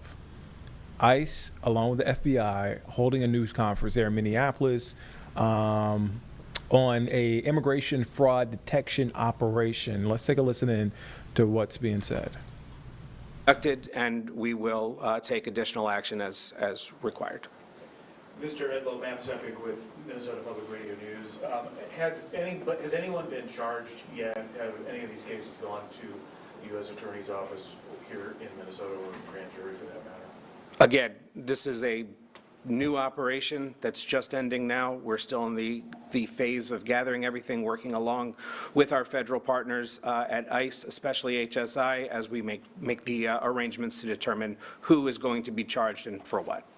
Joey Hughes with the Sahan Journal. Just a question. You said 900 individuals implicated in this. Does that mean 900 people are detained as a result of this? Or can you elaborate on that? No, 900 people were not detained. As I said, there were over 1,000 target cases that USCIS was looking at based on the data, and those individuals were interviewed, were contacted. In terms of what happened with an individual case, that's done on a case-by-case basis. Mike, you're from KSTP. Could you explain to folks, because you talk about this is going nationwide, why was Minneapolis selected to begin this operation? The data. Clear, just the data. When you look at what we're seeing as concerning patterns of fraud, we're seeing good cooperation here, especially among our field office, working with our federal agents. It just makes sense to start in a city where we have a sense of what's going on and where we can try to make an impact on certain things like the immigration fraud from marriages and things of that nature. So it really was based on reviewing data, but this is, as I said, this is not the only city where this is going to be. This is the first of many. Mike Benzoni, Fox 9, you mentioned that some of this should have been caught earlier in previous administrations. What wasn't being done, in your view, that should have been done in previous years? Well, you're aware of the CHNV, the parole programs that the previous administration was involved in, bringing people in. People here were allowed to sponsor individuals to come in from certain countries. As I said, we found organizations here that were involved in sponsoring many individuals. They did not know necessarily the individuals they were sponsoring. They were doing almost a blanket sponsorship. That is fraud. That's something that should have been caught. It's something that I know the previous administration was aware of how the sponsorships were happening, and no action was taken. I'm glad to see that we're taking action. And when a couple of these phrases, just to kind of spell out what you're seeing. So when you say marriage fraud, what does that mean? Does that mean like a U.S. citizen is getting married to somebody for the purposes of? I'm going to turn that over to our FDNS experts who can explain it probably in better terms. Yeah, so the INA, the Immigration Nationality Act, allows people to petition for family members. What it doesn't allow is for you to petition for someone where you don't have a bona fide marriage, right? So you've entered into a marriage solely for the purpose of circumventing the immigration law. That would be the marriage fraud. And then Jeff Brecht. The phrase site visit, does that just mean like almost like doing a search warrant or like? No, I mean, these are administrative, right? They submit information and we go out and we verify the information. And so that's something that they expected to happen? Or? Yeah, when they petition, they sign the back of the form that says they consent to that. Okay. How far back did these marriages go? And the examples of marriage fraud that you found, can you say like, was the marriage conducted several years ago, or Well, in many regards, it's a lengthy process, right? I don't have the data on how old these were. I mean, some of them may have been within the past half year. Some of them may have been a year and a half old. I don't have the data for you on that one. Can someone comment on, you said this just wrapped up, this operation. When did it start and how long was it? Yeah, the operation started on September 19th. Can you speak at all about the country of origin of the folks that you've been investigating? You mentioned Ukraine. Well, I mentioned United for Ukraine, but it runs the gamut. This was not targeted at any individual country or person. This was done looking only at the data of what we saw as concerning cases involving fraud. Listen, at the end of the day, this is what the government should be doing. We have a responsibility to keep this system legitimate. And when you see what has been uncovered by these diligent officers over the past 2 weeks, less than 2 week period, That's only the tip of the iceberg to what we're actually dealing with when it comes to immigration fraud. That ultimately is, in my opinion, the same thing as a threat to our national security, a threat to public safety, and something that we've got to take seriously. I don't think this would be as newsworthy if this was, the IRS going after tax fraud. No, you all would expect the government to go after tax fraud. Well, you should be expecting the government to go after immigration fraud and benefits fraud the same way that any other fraud is perpetrated against the government. Christy Belcamino, Pioneer Press. I'm just circling back. You said that you would have to ask somebody else about the number of arrests. Could you possibly do that? You said somebody behind you? For the total number of arrests? For the number of apprehensions? Yes. Did you have the numbers on that? Right. Numbers, like, we don't get into specific numbers. Right now, there's been multiple arrests, and they're ongoing. There could have been more arrests happening today that I'm not aware of, so I don't want to give you a number. That right now, it's been multiple arrests. Okay.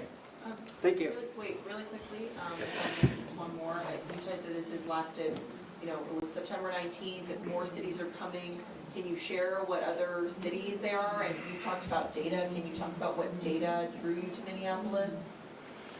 Again, looking at the petitions that we have available to us, the way that our officers that have been working in this arena for many, many years look at the various petitions, applications that have been filed, we look for patterns. We look for fraudulent patterns that we then want to target for the site visits, as our fraud detection national security individuals just explained. Ultimately, I'm not going to speak as to what cities may be next for operations of this side, but I would say any city should be prepared to be the next site for an operation of this magnitude. So there Thank are you. red flags in Minnesota. Is that kind of what you're saying by that?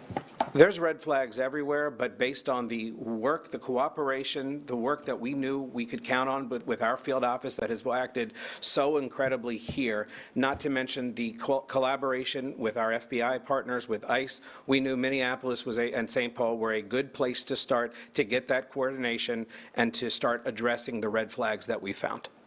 Thank you all. Thank you. This is all the time we have. This concludes our press briefing. I will be available to assist you with reporting needs after. Thank you very much.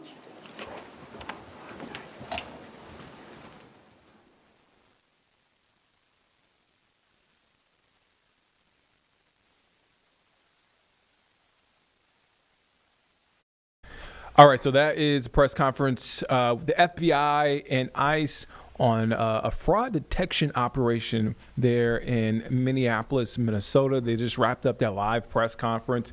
All right, so we want to go now to weather, or do we want to go to weather? Let's go to weather. Let's go to weather. Let's check in with meteorologist Majestic Storm on our full forecast.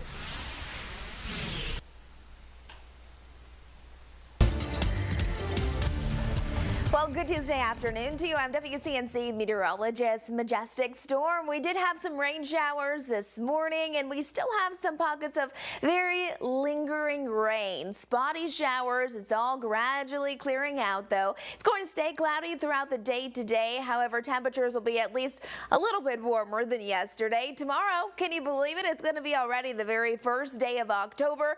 And lucky us, we get to start out the new month with plenty of sunshine, nice, comfortable conditions.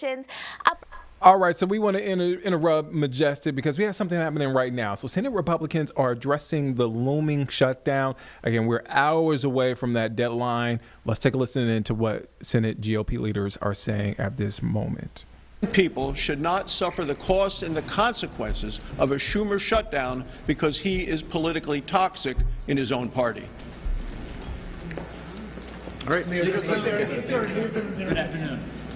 Do you think if the president goes through and unilaterally starts to cut programs or lay people off, that will start to resonate with some of your Republican colleagues and say, hey, wait a minute, he has that authority, but these are programs or things that are important to us. Is that a risk for Republicans? Well, it's a risk that can be totally avoided. And if you're a Democrat who on countless occasions in the past has talked about the adverse consequences, the words of the Democrat leader, harmful, painful, chaotic consequences of a government shutdown, then just vote to keep the government open. I mean, those are things that they don't control, we don't control. How a shutdown gets managed is, at this point, a hypothetical question. But your members aren't concerned that this might backfire, and sometimes these programs come back and they say, wait a minute, that was important to my state, that was important to my district. Our members are unified that a government shutdown is a really bad idea for all those reasons, and it's the exact reason why Democrats ought to vote to keep the government open. Democrats have been pretty clear they're going to defeat this House CR when it comes to the floor today. What is Plan B? Will you keep on bringing this back to the floor, and do you think the House should reconvene before Tuesday to maybe move the ball? I don't know what the House can do that they haven't already done. They passed the bill. It's a bill that's passed by the House, sitting here in the Senate, ready to be signed into law by the President. And so, no, it's up to the Senate Democrats. That's where we are. And if they decide to vote it down tonight, they're going to be the ones that have to explain at midnight tonight why the government is shut down. It's really pretty straightforward. And this is something, again, that's been routine around here for a long time, until all of a sudden the far left, as Senator Barrasso pointed out, hijacked the Democrat leadership here in the Senate, and they've decided to hijack the American people and hold them hostage to try and get a laundry list, a wish list, a Christmas list of their left-wing priorities attached, in their case, to a 4-week continuing resolution. Ours is 7 weeks, but they'll have the same leverage 7 weeks from now that they have today. And as I've said before, we're happy to sit down with them and talk about the concerns they have, the issues they have with, for example, the premium tax credits. But you got to do that. You can't do that in the context of a hostage situation. They need to release the hostage. If there is a shutdown, particularly in your farm constituents, this seems a major crisis.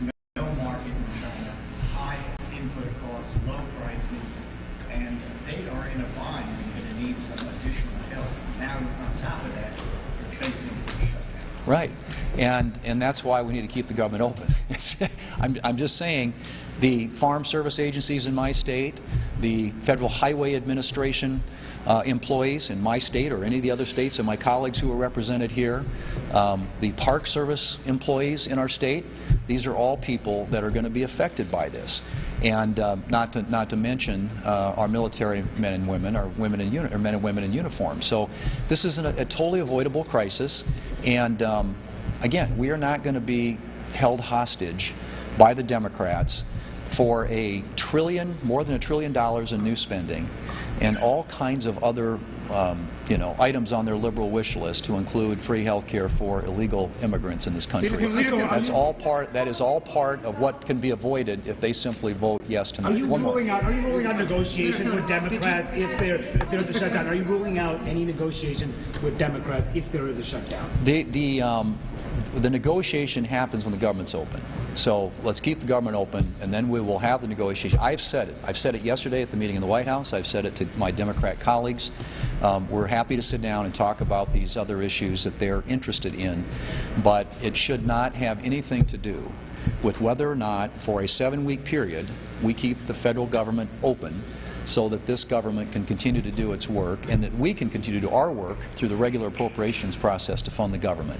This is not complicated. It's something that's happened routinely around here for a long time, including the 13 times it happened when the Democrats had the majority. So it's a binary choice. They get a chance to make that vote today, and I'm hoping, I sincerely do hope, in the best interest of the American people, that the Democrats here in Washington decide to keep our federal government open. Thank you. Your impression?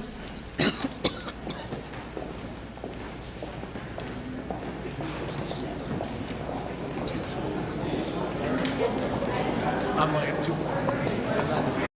All right, so you heard it there. The Senate Republicans talking about the looming government shutdown. We want to go now to New Orleans, Louisiana. So we're hearing from NOPD, New Orleans Police Department. They're holding a media briefing right now, providing updates on an ongoing investigation of a homicide that occurred a couple of days ago, on Bourbon Street. So let's take a listen in to what authorities are saying right now. And we're faced with this, tragic incident. But the only comfort I can do for them, or a consolation we can give them, is that the shooters have been apprehended. We first identify Makai Jarius Andry, 2/13/2005. He is identified as the initial shooter, the person who started this. The second person, Dontrell Bradley, is also in custody. He returned fire. Keep in mind that we're still investigating as we are giving you this initial information about who we have in custody, but I don't want to get into a whole lot of specifics. And in regards to the family members that are here, I don't want them to relive this incident. If there's any additional information we need to put out, we'll let you know. This is something that should have never happened in our city. And I want to be clear that if you do this and you bring violence to not only our residents, but tourists in the city, you will be apprehended, you will be caught, and we will bring you to justice. I want to give my thanks to not only our homicide detectives and NOPD who work so diligently in this to make this identification and recognize who were the perpetrators. I also want to thank the U.S. Marshals Service, our VALS unit, our VCATE unit, LSP, and JPSO who made the apprehension of this individual. So with that, I have with me also Captain Palumbo of the 8th District, Chief Lebrano, the Field Operations Bureau Chief. I have Chief Gernon, the Investigative Services Bureau Chief. So with that, we'll open it up for questions. Keep in mind, I won't be specific about any particular issues, and I have the people here who can answer your questions. All right, Missy, we'll start with you. Okay, good afternoon. Deepest condolences on behalf of the city, first of all. Second, can you say where the second shooter was apprehended? Yeah, go ahead, Nick. Tell him. The second shooter, Mr. Andrew and Mr. Bradley. Mr. Andrew was apprehended in Metairie. Mr. Bradley was apprehended on scene that night. He had been struck by a round. Next. Yes. Earlier at City Hall, City Council was talking about their repeated efforts to make guns illegal in this area because it's such a high tourist area. Would anybody care to? I think they bring about a good point, but the law is the law, and our job is to follow the law. What our wishes are totally insignificant at that point. That's what we do. We carry out the law and we enforce it. So that is something, if you ask us, we would like to see, but it's beyond our control. Jack? Yeah, in his letter requesting National Guard activation, Governor Landry said that New Orleans suffers from manpower shortages and elevated crime rates. Would having the National Guard on the streets prevent crimes like this? I don't want to get too much into the National Guard business, but I will tell you this. I don't know whether that statement about elevated crime rates is. If you look at our numbers, which we're very transparent on, which we give every day or every week to the media, our crime is going down. Now, people attribute that to a national trend, which we don't believe to be so. We have strategic plans in place since 2023. And if you look at the drop, everything has steadily gone down. And that takes away from the work of the men and women of the New Orleans Police Department. I know we have help as well. We have LSP here. We have had the National Guard, and we collaborate with everyone. And we have prosecutors that do a good job. But again, I don't want it forgotten, and as I said in the city council meeting earlier, what the work of the men and women in this department. I think that takes second place all the time with this various, views and everything else. But I don't want that to be something that keeps getting forgotten, the work that NOPD does. What about the manpower? So let me interrupt real quickly. Yeah. With respect to the victim's family, we're going to stay on topic right now. We'll do pull asides after about the National Guard. Yeah. Time, you have a question related to this? Chief, can you put a finer point on some of the details? I know that you can't be specific, but I mean, this shooting happened on the weekend. We're now on Tuesday, and we have an apprehension. I remember years where sometimes shootings would happen and we would never get a suspect. But can you kind of give us some more detail about how you were able to get I can give you a general thing of what we do for all these. As you notice, homicide does a really good job of apprehending and identifying suspects, right? So we have various things in place, whether it's a violent crime meeting that we go to and what we have. Everyone knows what is going on in the case. Those are the finer points about what we've done differently. Our detectives do a great job now they're able to talk to the districts and what they have, what they've seen, what they have for whatever various information, cameras, whatever, and they already have a lead on the case. They don't start from scratch. So they get there and they already got a jump start on the investigation. And, and also our investigative unit have their captains and their chief. They do a good job of reviewing cases weekly as we have our meetings to be able to answer questions that the chief and I may pose. So that's the difference. And was there a dynamic, because this happened on Bourbon Street, was there a dynamic of the shooting that enabled you to get to this point quicker than say, a shooting that may have happened? We'll save those investigative techniques, but yes, we do have something a little bit different on Bourbon, but they did a great job with that. Dottie? Did the shooters know the victims or vice versa? That's still being investigated. I can't answer that. Okay. Okay, Jeff, you have any? Okay. All right, thank you all for coming out. We appreciate it. Thank you. We'll have a press release coming out shortly with information. You guys should be getting introduced. You guys could probably the next 10, 15 minutes. Okay. So.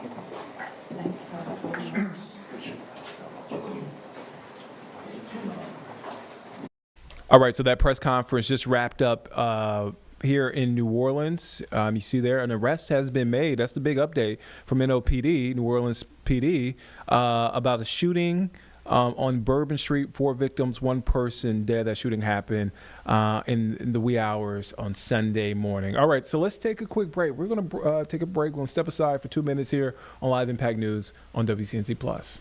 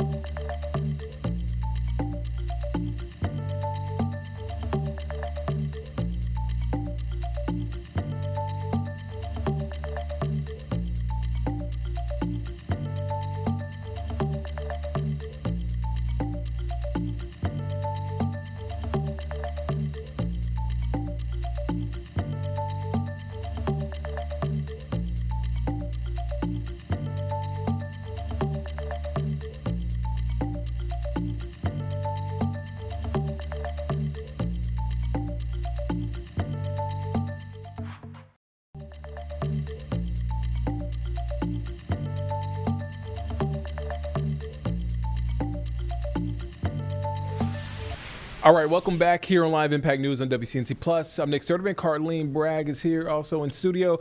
Let's talk about it. The weather. Let's talk about it. It looks nice. Yeah. I can't complain. Is Can't that complain. still Router 2? Is that still Charlotte Motor Speedway? Look at her. It still looks like that? Look at the sky. That's This blue. is like, you see that? That's blue. It's blue.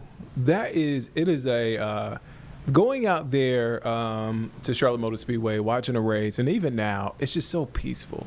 Yeah. And I know it's like people are like, "What are you talking about?" It's talking about cars, stock cars driving around the track is loud, but when you look out there, it's so peaceful. Yeah. Look at the rolling hills and the hills. green, and there's no, you don't see any RVs, no trucks, no cars, no nothing. It is very And a day like Sunday, it's going to be beautiful out there. Packed. Is that pink on the screen? I think they're painting the wall pink. Are they I finished? do know they're painting the wall pink today. I couldn't tell if it's finished or they're still painting. Sure. Or if that's the screen, the color of the screen. But regardless, it's going to be a beautiful day at race day. It's a beautiful day today. Let's check in with meteorologist Majestic Storm for our full forecast. Well, good Tuesday afternoon to you. I'm WCNC meteorologist Majestic Storm. We did have some rain showers this morning, and we still have some pockets of very lingering rain. Spotty showers. It's all gradually clearing out, though. It's going to stay cloudy throughout the day today. However, temperatures will be at least a little bit warmer than yesterday. Tomorrow, can you believe it? It's going to be already the very first day of October, and lucky us, we get to start out the new month with plenty of sunshine, nice, comfortable conditions. Upper 70s, low 80s, and really for the rest of our work week and even into the weekend, there's not a whole lot to complain about. Yesterday was a cool day. We did not even reach 70 degrees, and today we're a little bit more optimistic, 73. We really should be into the lower end of the 80s for this time of the year, and today we're still not even getting close. There's a look at our day planner throughout the rest of the afternoon and early into the evening. Cloudy skies will persist, and again, we're holding on to mainly 70-degree temperatures. You're going to notice that it's going to be a little breezy at times today. Some of those winds will be capable of gusting around 20 to 25 miles an hour, moving in from the north and the east, so noticeably windy again. It's also going to be a bit more muggy. Our dew points holding steady mainly into the 60s, so yes, it's cloudy. Yes, we still have some spotty showers, but there's still a lot of moisture in the air. Notice, though, our dew points will start to drop back down into the 50s by tomorrow.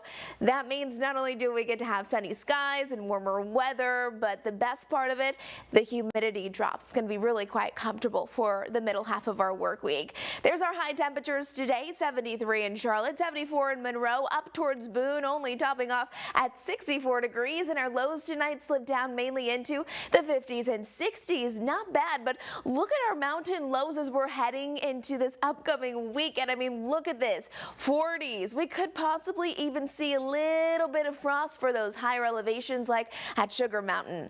This morning, we've seen those rain showers. This afternoon has been very, very spotty in nature, and a lot of this moisture is actually tropical moisture moving in from what is now Hurricane Imelda. This is our futurecast, what radar could look like as we progress throughout the remainder of our day. Notice still a lot of cloud coverage, spotty showers. That'll be the name of the game. And then tomorrow morning, this is Wednesday at 7 o'clock. It's going to be mild, but I do think we'll have a few clouds early in the day, gradually clearing out, and then a sunny and really nice second half of our Wednesday.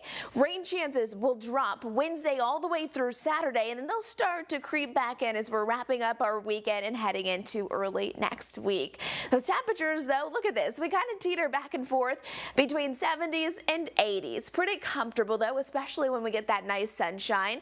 But we do still have 2 hurricanes out in the Atlantic. This is a big story, though. Our latest advisory, this is our 11 a.m. advisory. This is now Hurricane Imelda. It was a tropical storm, but now it is a Category 1 hurricane, still continuing to track to the north and to the east at 7 miles an hour away from the United States, still going to bring some impacts to Bermuda. And although we will not have direct impacts here in the southeast, and especially not across the Carolinas, we will have indirect impacts. That means dangerous rip currents today through Thursday, and really watch it still as we're heading into the weekend. High surf and even some coastal flooding. We've now had 9 named storms as we're looking at the Atlantic hurricane season. Again, our next one will be Jerry. And speaking of Jerry, here's our Jerry Hunt Supercenter 7-day forecast. 73 for our high today. Cloudy skies. The sunshine returns tomorrow, and so do those low 80s. We'll cool down a little bit with some sunshine returning as we're wrapping up our work week. I hope you have a great rest of your day. And the sunshine has returned. This is a live look over Charlotte Motor Speedway there as they get things ready for the Bank of America Roval 400. It's going to be a great weekend. They say no rain. No rain? I'm cool with that. To be fair, it's a road course, so the cars would have road tires, so a little bit of rain wouldn't stop the race. Yeah, more traction. Yes. But, so, you know, when you're sitting in the crowd, you don't want to be rained on. Right, like from a fan experience perspective. I've been there when it's been drizzling at the Roval, and it's fine, but, most part, they've always kind of lucked up on the weather. Like, it could be worse, but they always kind of luck up. Last year was fantastic. Yeah. It was kind of like the same thing where it was a little chilly in the morning, got there early, and then We got warmer in the afternoon, so it's going to be a great. I wish I could be back this weekend. Not going to make Me it, too. but you know, hey. I might be able to make it on Sunday. If you're but we'll there, see. have fun for both of us. Let's take a look at Beach Mountain. Yes. So I know Ooh. we're sitting here bragging down here like, oh my gosh, blue Yeah. sky. Our folks up in the high country, sorry. Very, very cloudy, It's still a little ominous, gloomy. But But look, you can see some. Let's look at some of the trees. it's a good view. Yeah, It's got some color Got some change color. there. It's we're approaching that time of year where folks are going to be going up there for fall foliage. Fall foliage. So yeah, the mountain's always a good trip. Even on a gloomy day, it always looks really nice. Yeah. So I'm enjoying the view. Picturesque. Shout out to our viewers there in Beach Mountain. All right, let's come back out now. It's time to talk about your Panthers. Oh, we're gonna have a real discussion about the Panthers. That time has arrived. The time has arrived. Woohoo! Yeah, it's That's looking your rough. team. It's my You're team. loyal to It's the my team. soil. What happened to all that? I am. I'm just. Okay. I'm always a real fan. That's I'm a true. real fan. I keep it real. I don't hide my emotions and how I feel with the team. Not pleased. I don't think a lot of Panther fans are pleased. I was in a quick story. I was in a familiar with Spaces Yeah. on X. Yes. So there is a Spaces thing called Quick Blitz. Okay. Spaces. Yeah. Shout out to Vast I Heard. She runs it. Sheena. Mhm. They're both Lovely. Panther reporters, and Yes. they put together the Spaces. Right. And they do one during halftime. And when I tell you, it was in shambles. And she's such Vashti's such a light too. Just to see, Oh, I'd hate to see it. man, it That's a hard one. I'm not gonna lie, I had a great laugh. It was just hundreds of Panthers fans just crashing out, and then it got feisty because usually everybody's nice and they'll let the person talk, finish their thought, and then they'll move on to the next person. Oh no, people were like tripping over themselves to speak over each other. It was hilarious. Great content. Yeah. If you're watching the games, especially Panthers games, check in at halftime at the Quick Blitz Spaces on X. Great time. I had a great time laughing. Laughing to keep from crying because the Panthers That's all you can do. They just didn't play well. A lot of questions. We will get into it Thursday. Yeah, you and Eugene have to get into it. We'll have to have some honest conversations, myself and Eugene will be honest. You and Eugene will be We'll be honest. very honest. Yeah. So we'll check in with Eugene. Make sure you watch on WCNC Plus every Thursday night at 9 p.m. for our breakdown Panthers preview. All right, let's get to it now. Julian Council was on. Was it Julian It's Council? Danielle and I said Julian Council. I didn't mean Julian. We had Julian Council yesterday. Jeb, who was here yesterday with Danielle? I believe it was Alex. From the Observer? From the Observer? Yes. Okay. He was on talking with Danielle about the Panthers. Mm-hmm. Oh man, it's. I'm sorry, Jeb. It's tough to watch. Let's get to it. I'm sorry, guys. Let's get to it. All right, we just finished week 4 of the NFL season here on Panthers on the Plus, and there is a lot to talk about with all things the Carolina Panthers, joined by Charlotte Observer's Enterprise beat reporter, I believe is the title, right? Yep, that's right. Yep. Alex Zetlov, thank you so much for joining me. Oh, thank you so much. This is a wonderful studio, and thank you for having me on.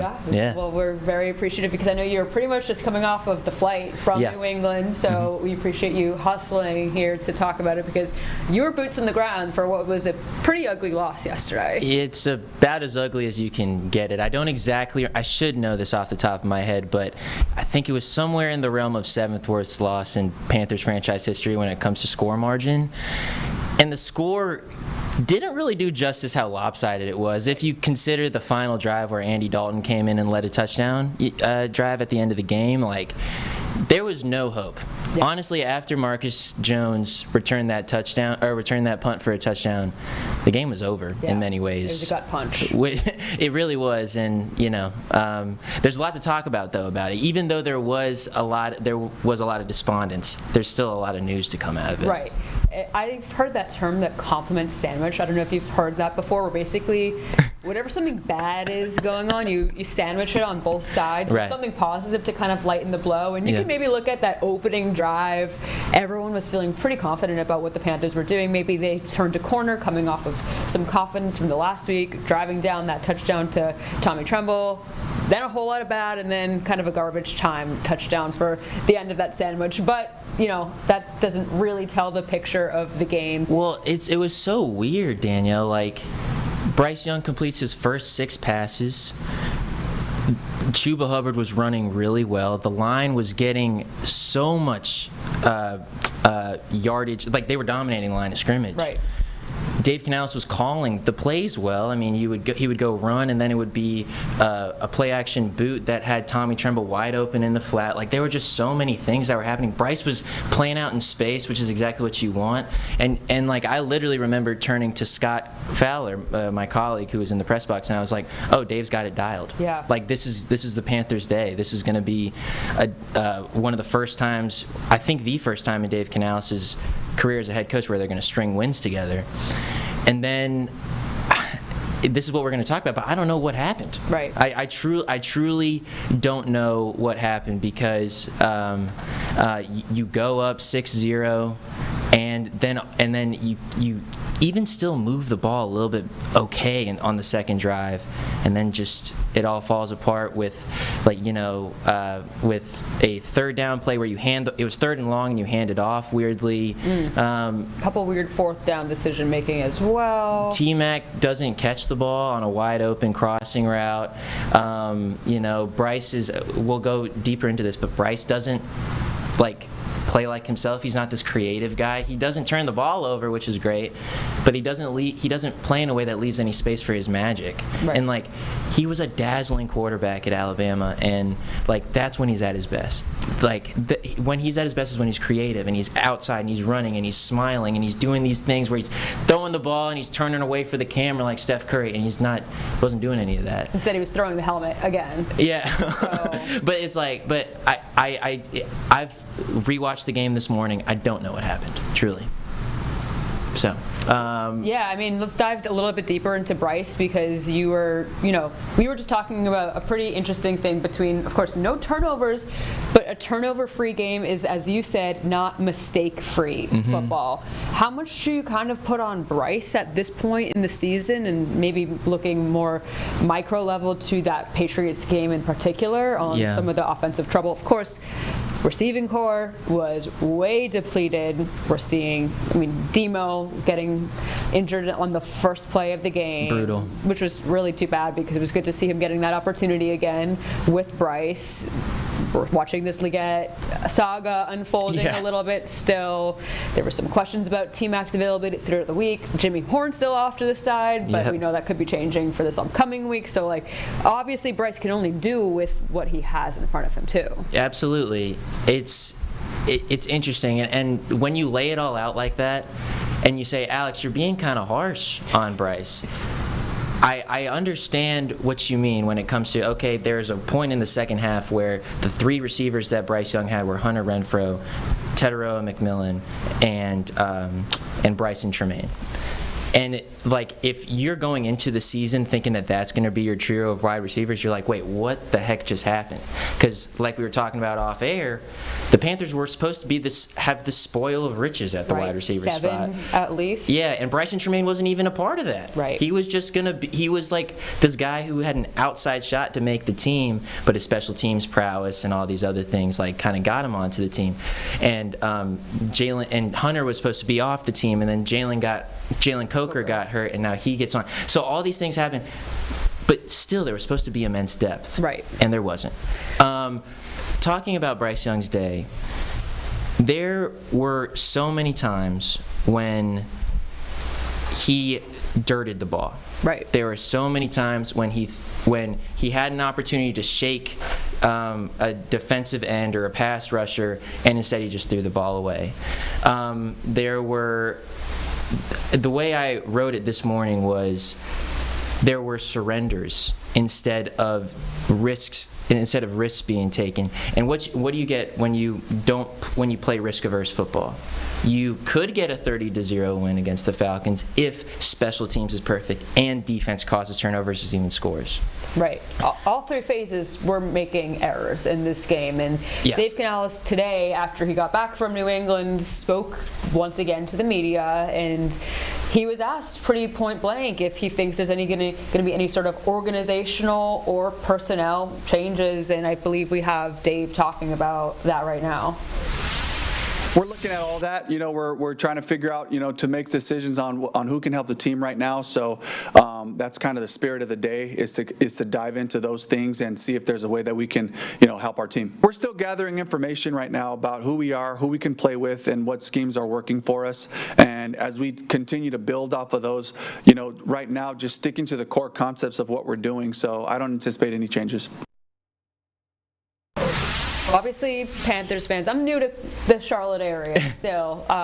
You're becoming a veteran. Like the amount of crap that this city's sports kind of world has put you through. You've already been kind of a seasoned vet. All I know, first of all, the first thing I was taught when I got here was last season, historically poor defense. That phrasing was drilled into my mind.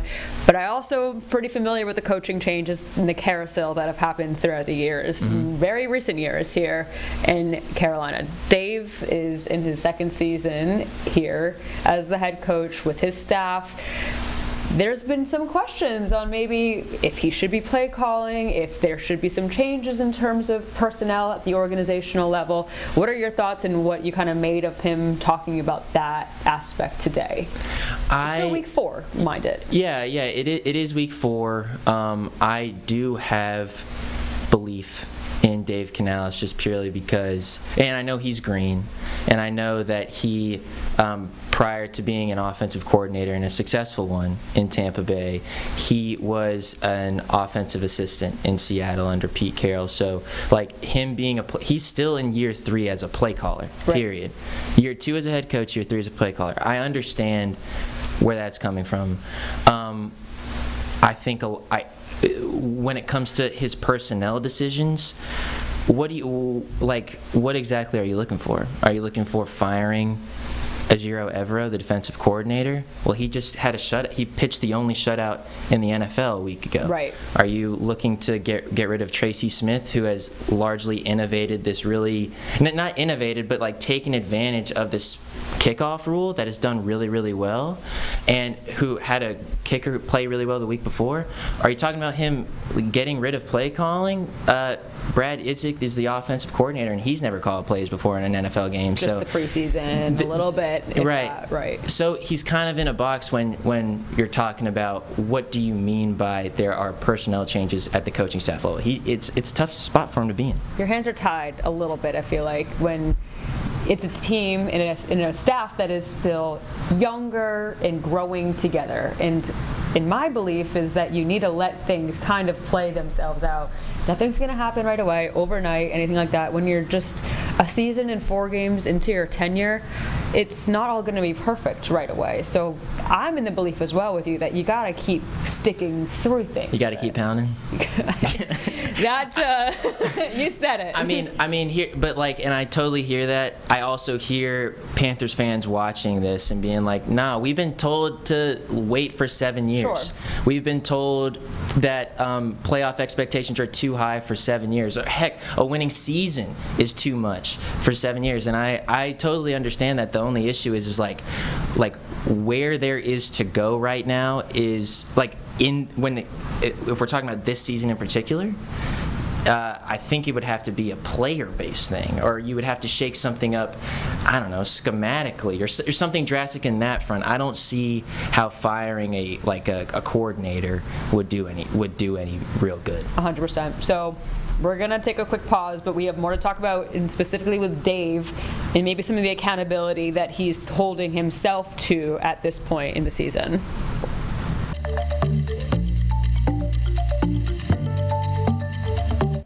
All right, so that is the conversation with Danielle Stein and Alex Zetlov with Charlotte Observer. I'm going to get his name right. I try to remember all the Panthers beat reporters, so I think he's pretty new. So again, sorry, my bad, Alex. But we want to continue that conversation. Let's get back to that conversation right now.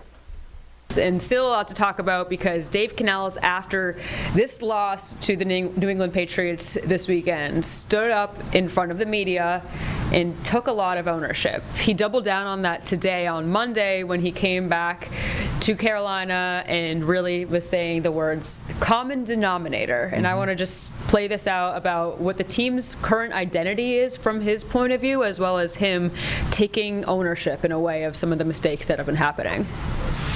I can say that this team has an identity to play hard with great effort and physicality. That continues to show up. We need to become a team that executes consistently, that carries off what I thought were 2 really good weeks of practice. One led to a great game, one led to a really poor performance, and so as the head coach, I'm the common denominator. I have to make sure we're in a great headspace so that the guys can be focused and execute consistently.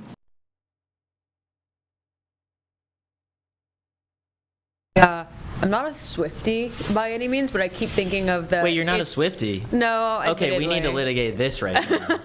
I support her. I wouldn't call myself a Swiftie, but I keep thinking of it's me, hi, I'm the problem. It's me when I hear him keep saying I'm the problem, I'm the common denominator. What do you make of that phrase coming from the head coach of an NFL team? I understand what he means by that. What he means by that is the offense was bad, the special teams was bad, and the defense was bad. There is no person to truly blame besides him, because he is ultimately the CEO of all 3 of those, just by job description. Sure. What do I make of it? Well, okay, so he says that, and he says words that feel really good if you're a fan. Or they don't feel good, but they're understandable if you're a fan. He says the loss was not acceptable. He said this was not enough. This was not good enough. He said, I am the common denominator. All these things feel like he's taking accountability. And then you ask him, well, what needed to change, essentially? And he says, we just need to execute. Right.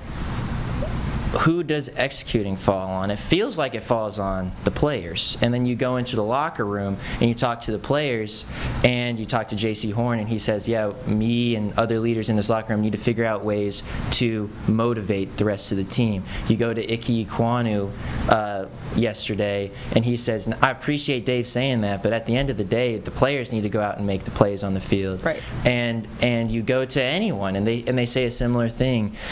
I mean, it's tough. It's tough to make of what exactly he means by common denominator, and then saying, well, we do need to execute better.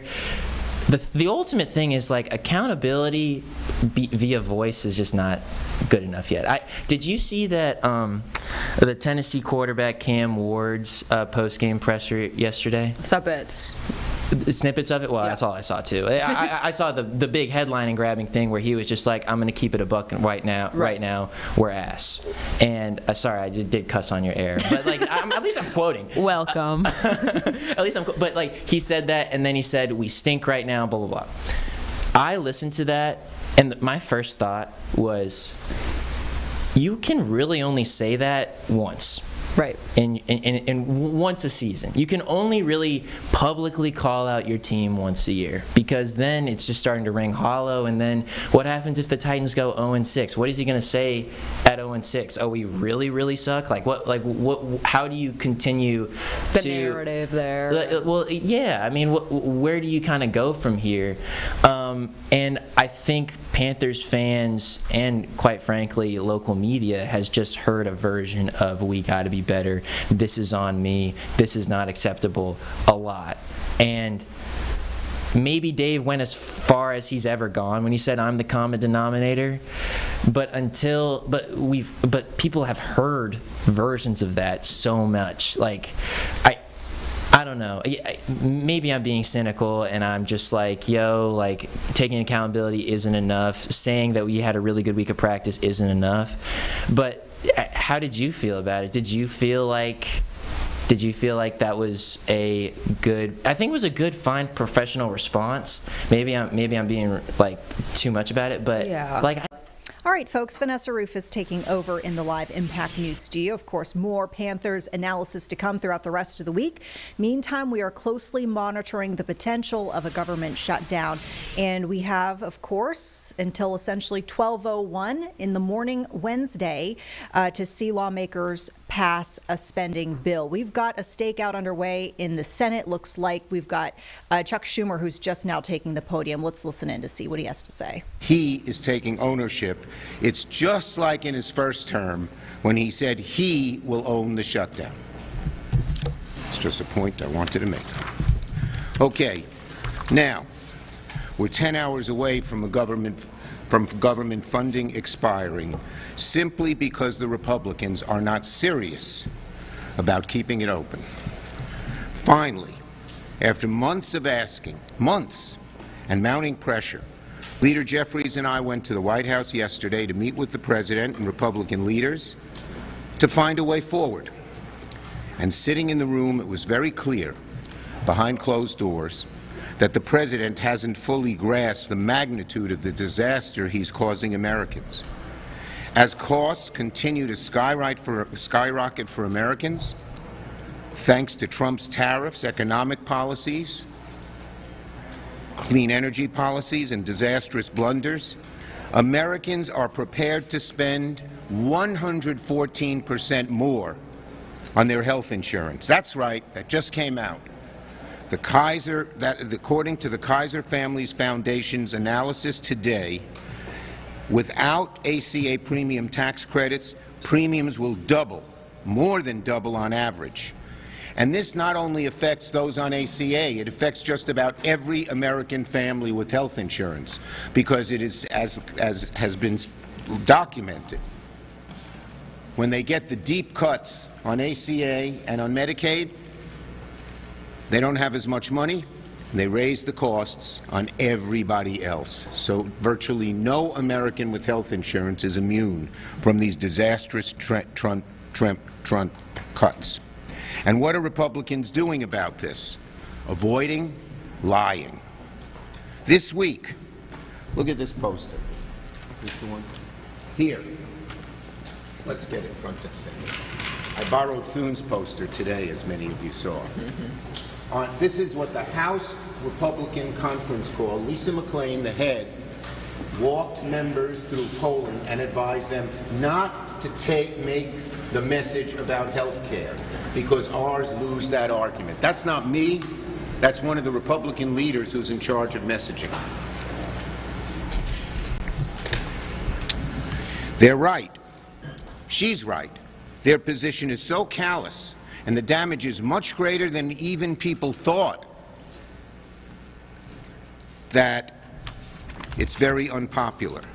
So when they're up against the brutal fact that Americans are to pay, take this one up, 114% more for marketplace enrollees who currently receive financial assistance.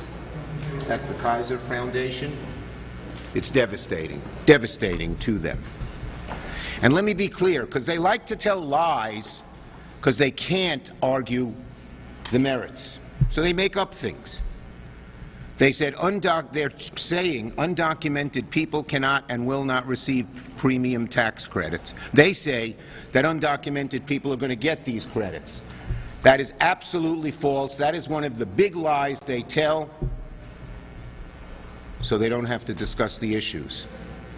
The federal government, by law that we passed, does not fund health insurance for undocumented immigrants in Medicaid, period. Nor the ACA, nor Medicare. Undocumented immigrants do not get federal health insurance premiums. Period. Period. They're lying. I hope you'll call them on it when they bring it up. Some of the newspapers have. Okay? I said this directly to Speaker Johnson in the Oval Office. I told him what he was saying was bull, because he said, you guys want that. And he just smirked and didn't even answer. And why are they lying? They know how unpopular their position is on health care, but they shouldn't talk about it. Republicans know perfectly well that undocumented immigrants are already prohibited, as I said, from getting insurance on ACA, Medicare, or Medicaid. They know perfectly well not a single sentence or clause or comma that we're pushing in our bill does that. But they're lying because they know they're screwed if this debate turns into one about health care. And guess what? That's just what we are doing. We are making this debate a debate on health care. If you want an indication of how serious Republicans are about keeping the government open, who wants the shutdown? There's no better proof than the fact that Speaker Johnson sent everybody home this week, ensuring a shutdown no matter what the Senate did. So don't argue who wants the shutdown.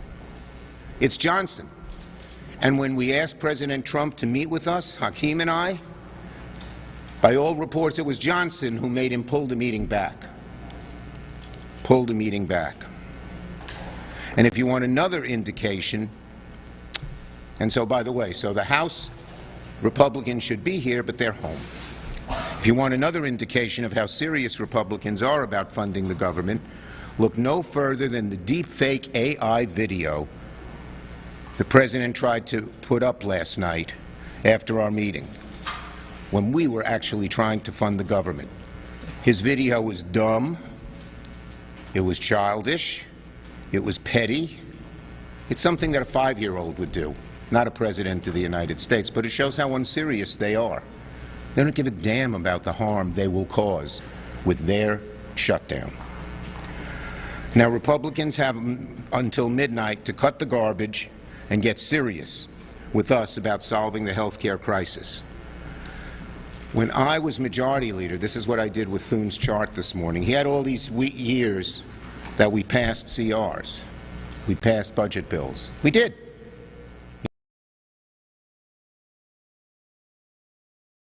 Those years and created a bipartisan bill.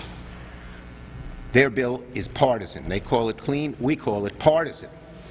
It has no Democratic input. Thune never talked to me.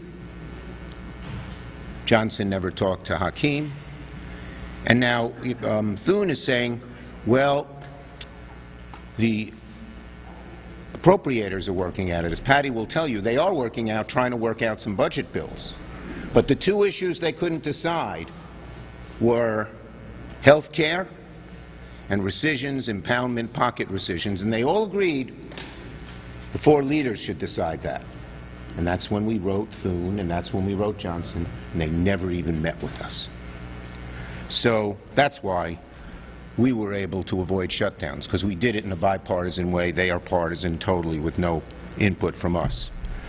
So, as Republicans continue to lie, distract, duck, hide, Democrats remain ready to get to work, negotiate a bipartisan agreement, and keep the government funded. Senator Murray. I'm going to take all my papers here. Thank you. Well, there is less than 12 hours to fund the government. House Republicans aren't even here in town, they're on vacation. Meanwhile, Senate Republicans are about to force another vote on a bill that already did not pass and that 8 of them did not even bother to show up to vote for the first time. And Donald Trump, well, the president is resorting to AI deepfakes and bold-faced lies because the actual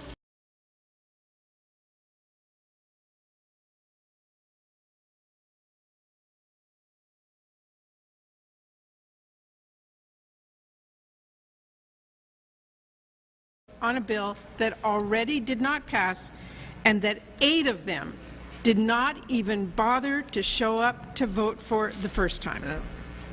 And Donald Trump, well, the president is resorting to AI deepfakes and bold-faced lies because the actual facts are pretty bad for him here. So here are the facts. Healthcare rates are being set right now. Open enrollment is weeks away. Idaho open enrollment starts October 15th. So American citizens are about to see their premiums skyrocket.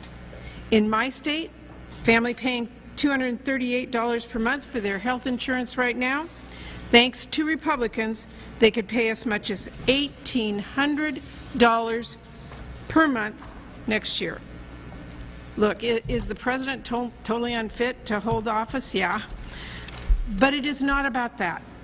This is about health care. He is choosing to shut down the government rather than work with Democrats to fix the health care crisis Republicans created.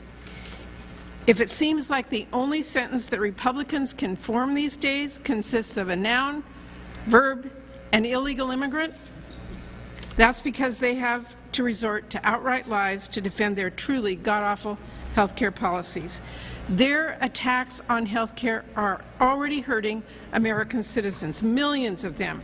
There is no getting around it. Cutting health care by more than $1 trillion, hospitals are already laying off staff and closing down across the country. Millions are going to soon be kicked off of their health care.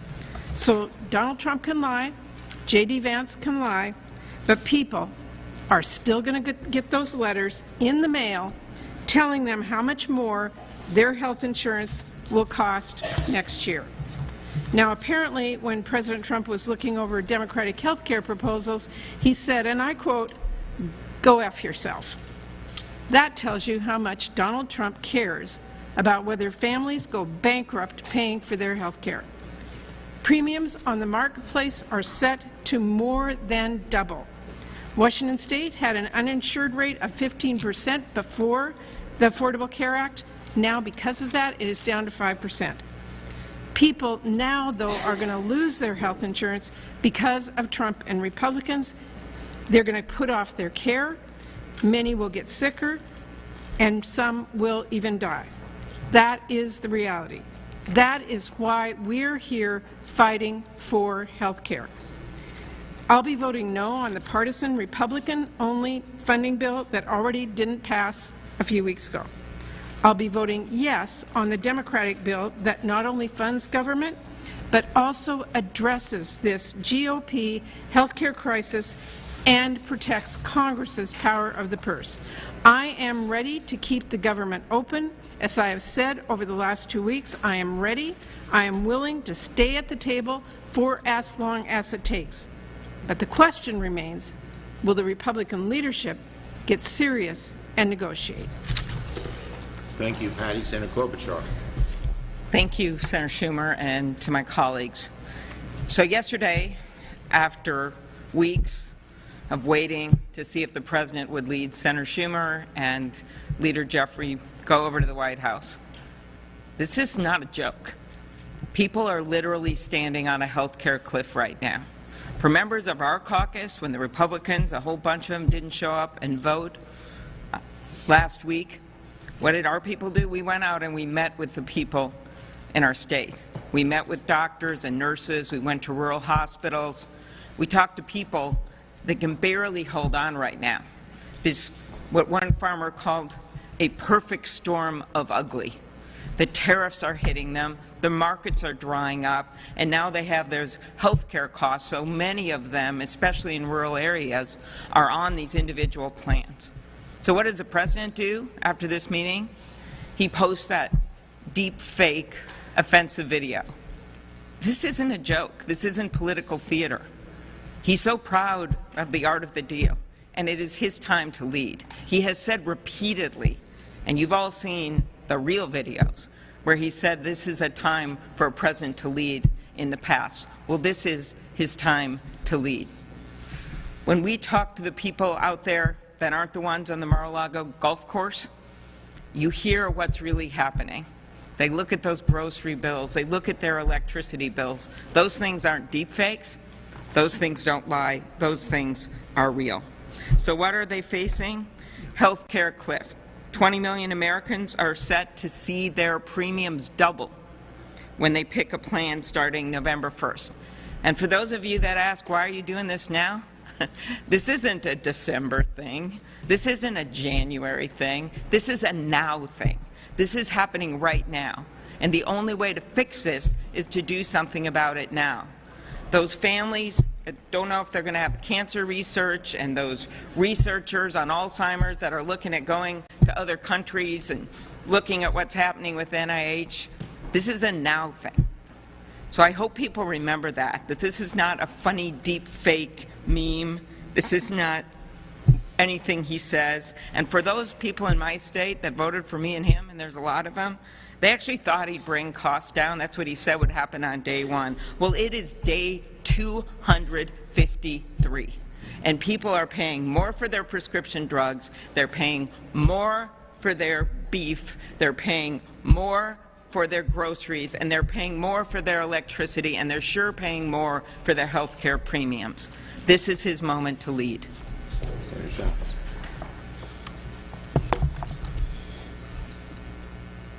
I'm struck by the extent to which sort of DC brain has infected us all, where we think that this is some sort of cooked up demand. The reason that we are trying to take action now on health care is because people's premiums are going up this coming week by letter. I got a text from a buddy of mine in my fantasy football league, but it was not a trash talking text. He got a letter, 40% increase for his father's premiums. This is not a talking point. This is not an allegation. This is literally what's happening. And 40%, you should be lucky if it's a 40% increase. The average increase is going to be 114%. And so the time to solve this problem is now. Open enrollment is now. Letters are going out now. Now, some insurance companies are sending out letters saying, your rates are increasing, but we're not sure by how much. And some insurance companies are being jawboned into not even sending letters at all. Now, there is only one thing worse than your rates going up on January 1. It is not being told until December that your rates are going up on January 1. People are going to lose their health care. This is not a joke. This is not a political talking point. This is what's going to happen across the country. The idea that this is some Democratic priority or independent priority or Republican priority is nonsense. Tens of millions of people are specifically going to see a 114% increase, and everybody else is in the same risk pool. And so all we're saying is, look, if we were... This is a very damaging issue for Republicans. And if we were terribly cynical, we would just let them stew in it. But we want to solve it because we care in our bones about the people we represent. And so there is still an opportunity to do something about this. There is still an opportunity to do something about this. None of us like shutdowns. But the only way to avoid a shutdown is to sit down between the political parties, and that includes the party out of power, and to make a deal. There's still time. Peter Schumer with Buffalo. All right. From the Bills. All right. Thank you, Senator. He's from Buffalo, you know. Yes, I am. All right, we'll keep folks posted, of course, on the dialogue underway as the potential government shutdown is looming at 12:01 in the morning Wednesday. We've got, of course, more coverage to come throughout the next couple of hours, including a little bit more insight, more in-depth conversation. We've got a political science professor with NC State set to join us to discuss kind of the back and forth that we're seeing here between the political parties and the crux of the argument at stake, why Democrats are digging in their heels and why we have Republicans as well doing the same. We're going to take a quick break here, folks. On the other side, we've got a couple feeds we're following, including one that could pertain to some ICE operations that are underway in Oklahoma City. So stick with us. We'll see you in about 2 minutes.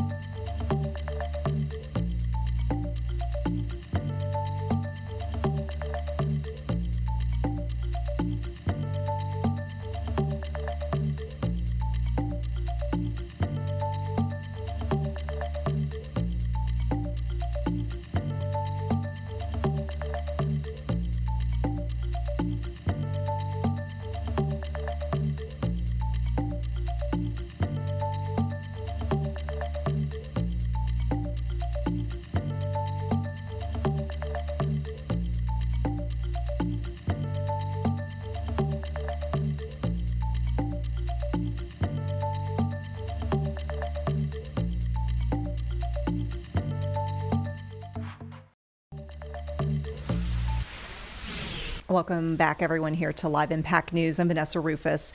As promised, we're going to get to this briefing with ICE officials and Oklahoma Highway Patrol, as in Oklahoma City, there's an Operation Guardian Enforcement, as it's called. This is an ICE sting, and an update is being presented as we speak. Let's listen in. So we were prepared for that, but we had no issues with any types of use of force. Everybody was taken into custody without any resistance.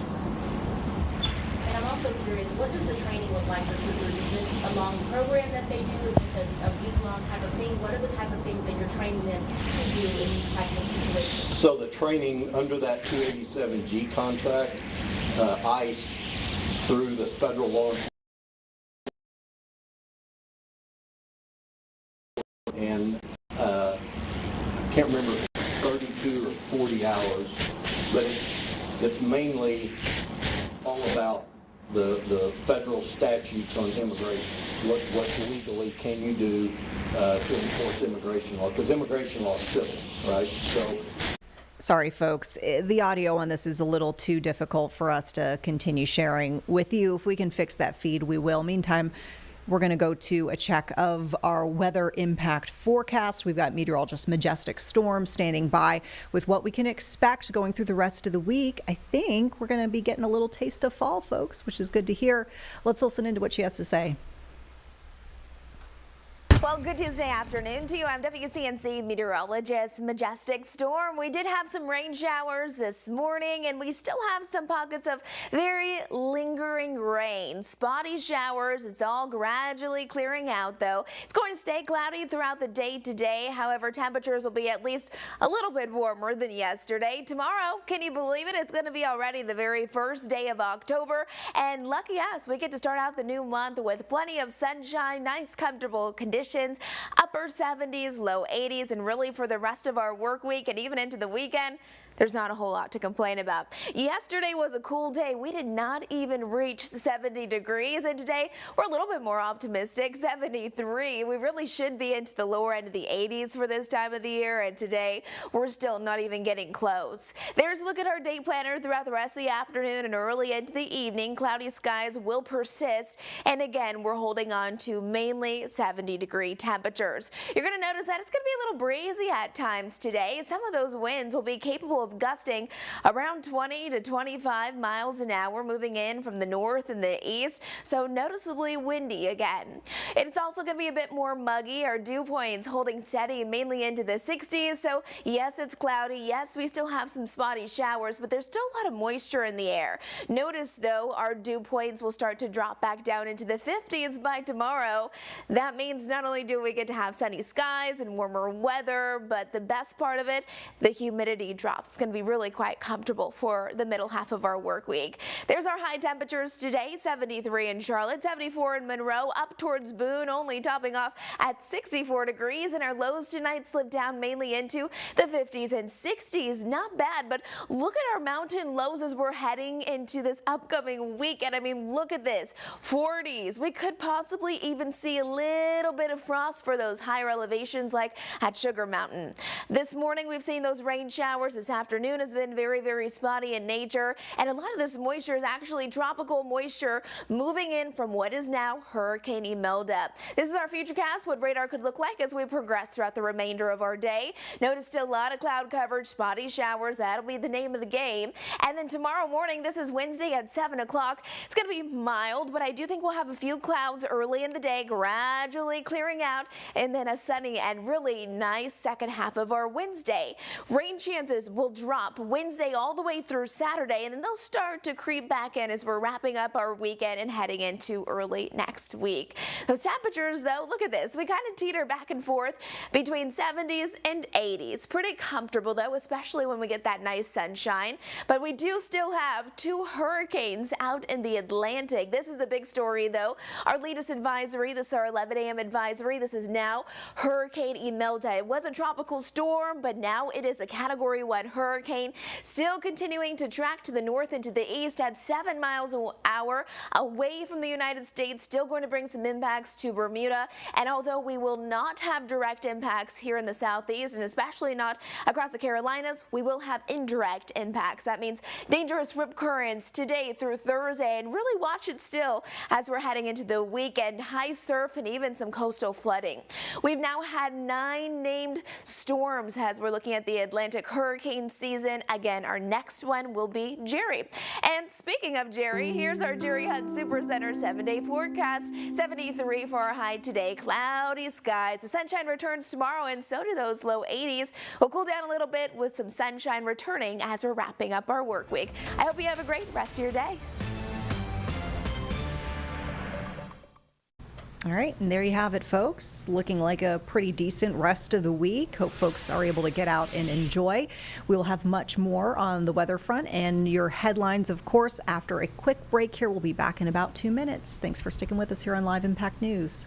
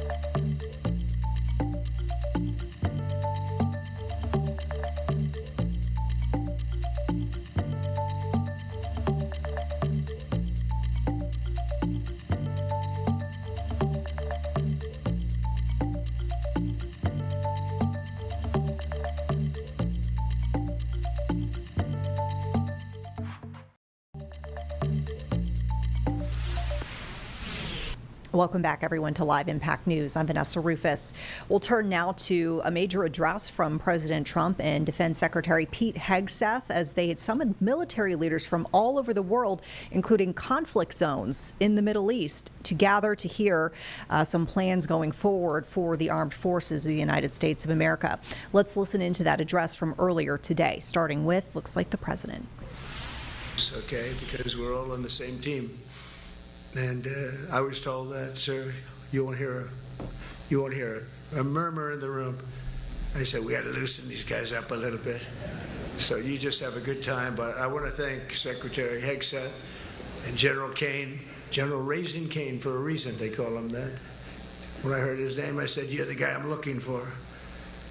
The Joint Chiefs of Staff and so many others in this room who together represent the greatest and most elite fighting force in the history of the world, the United States military. We're very proud of our military. I rebuilt the military during my first term. It's one of the greatest achievements. We had the greatest economy in history, and I built the military. Those are the two things I say more than anything else. And I also kept us safe at the borders. We had very good borders. We didn't have people coming in from jails and prisons and everything like took place over the last 4 years. They'll never forget what happened to this country over the last 4 years with the incompetence. There could be no higher honor than to serve as your commander-in-chief. It is a great honor. I look at you, you're just incredible people. Central casting, I might add. To each and every one of you, I thank you for your unwavering devotion to the armed forces and to the country that we've all sworn a sacred oath to defend. We all have that oath, every one of us. I'm thrilled to be here this morning to address the senior leadership of what is once again known around the world as the Department of War. I know Pete spoke about it. He gave a great speech, I thought. Great speech. I don't want him to get so good. I hate that. You know? No, I hate it. I almost fired him. I said, you can't, I don't want to go on after that. No, he gave a great speech, but he talked about Department of War. We were sitting there. I said, didn't it used to be called the Department of War? And he goes, yes, sir. They changed it like in the early 50s. So we won the First World War.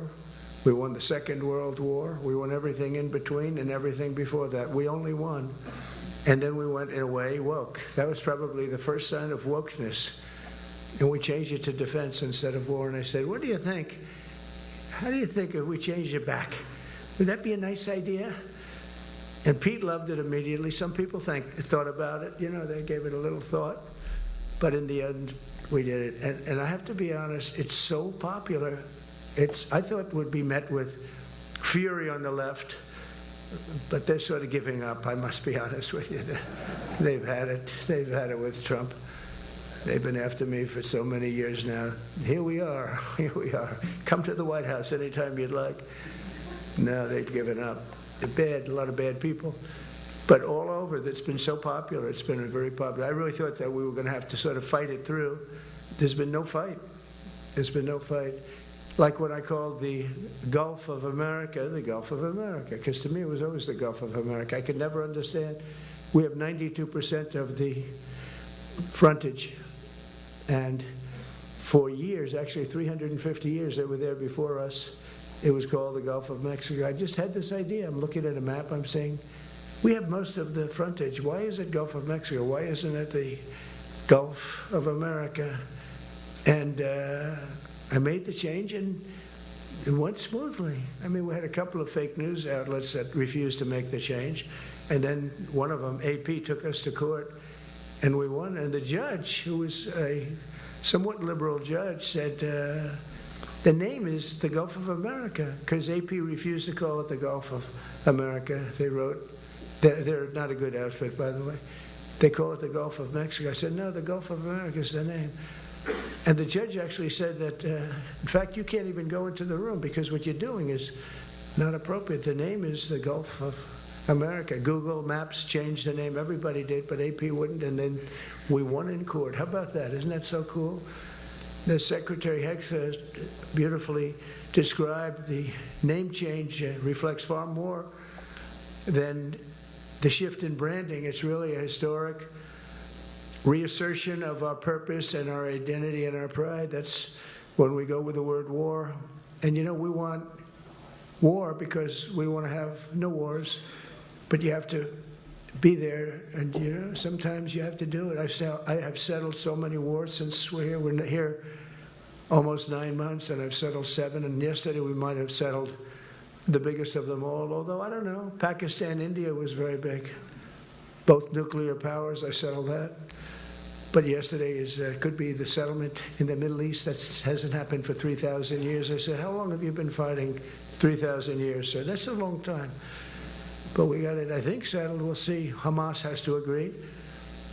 And if they don't, it's going to be very tough on them. But it is what it is. But all of the Arab nations, Muslim nations have agreed. Israel has agreed. It's an amazing thing. It just came together. War is very strange, you know. You never know what's going to happen with war. The easiest one of them all is Putin. I said, number one, it's a war that would have never happened if I were president, if the election weren't rigged. And if I were president, that war would have never happened, not even a little chance. And it didn't happen for 4 years. But I knew Putin very well, and I thought that would be easy because I know him so well. Well, that one turned out to be the hardest of them all. We had some that were not settlable, and they all got settled. So if this works out, that we did yesterday with the Middle East, then that's more than a war. That's lots of wars. That's all combined. That's a lot of wars. Many of you were over there in many different capacities in many different countries. That's a big part of the earth. But if that works out, it would be 8+. I'm going to give myself 2 or 3 for that one. And then we just have the one to settle, and we have to settle it up with President Putin and Zelensky. Got to get them together and get it done. But the only way we can do that is through strength. I mean, if we were weak, they wouldn't even take my phone call, but we have extreme strength. We had the horror show in Afghanistan, which is really the reason I think that Putin went in. He saw that horror show by Biden and his team of incompetent people. And that showed, I think it gave him a path in. I wasn't there any longer. I watched that, and it was so horrible. I think it was the most embarrassing day in the history of our country. And now we're back. And that's it. We're not going to have any of that crap happen, I can tell you. That was terrible, so terrible. Together we're reawakening the warrior spirit, and this is a spirit that won and built this nation, and from the cavalry that tamed the Great Plains to the ferocious, unyielding power of Patton Bradley and the great General Douglas MacArthur. These are all great men. In this effort, we're a team, and so my message to you is very simple. I am with you, I support you, and as president, I have your backs 100%. You'll never see me even waver a little bit. It's the way it is. And that includes our great police officers and firemen and all of these people that are doing so well. Together over the next few years, we're going to make our military stronger, tougher, faster, fiercer, and more powerful than it has ever been before. I rebuilt our nuclear, as you probably know, but we'll upgrade that also and just hope we never have to use it. We have to hope we never have to use it, because the power of that is so incredible. I see things, I don't think they'd show it to you. I really wouldn't want them to show it to you. But when you see the result of what's left, you never want to use that. Never, never, ever.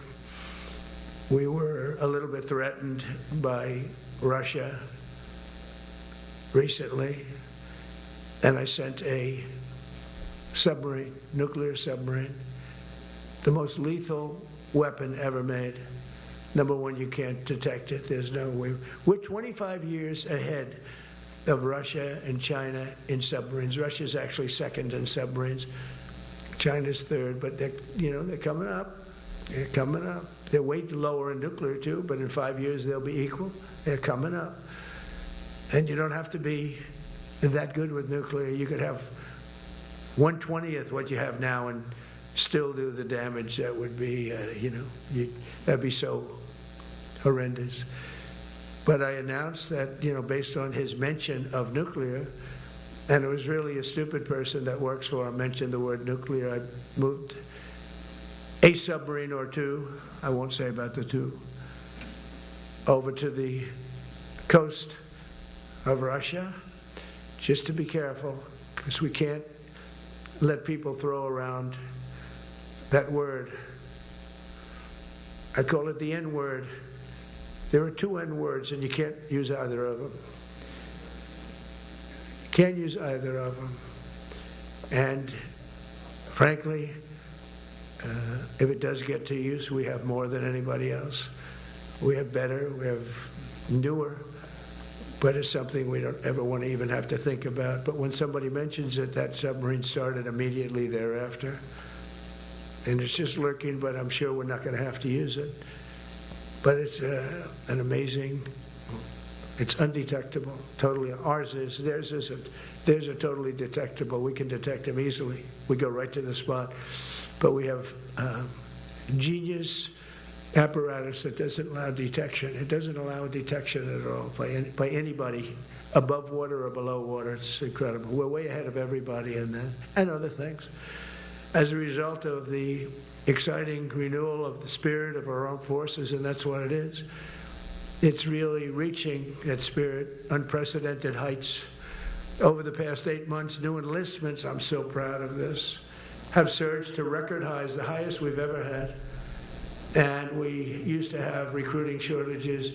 If you remember, about a year and a half ago, I was at the beginning stage of a campaign, And things came out that you couldn't get people to join the armed forces. And by the way, the police also.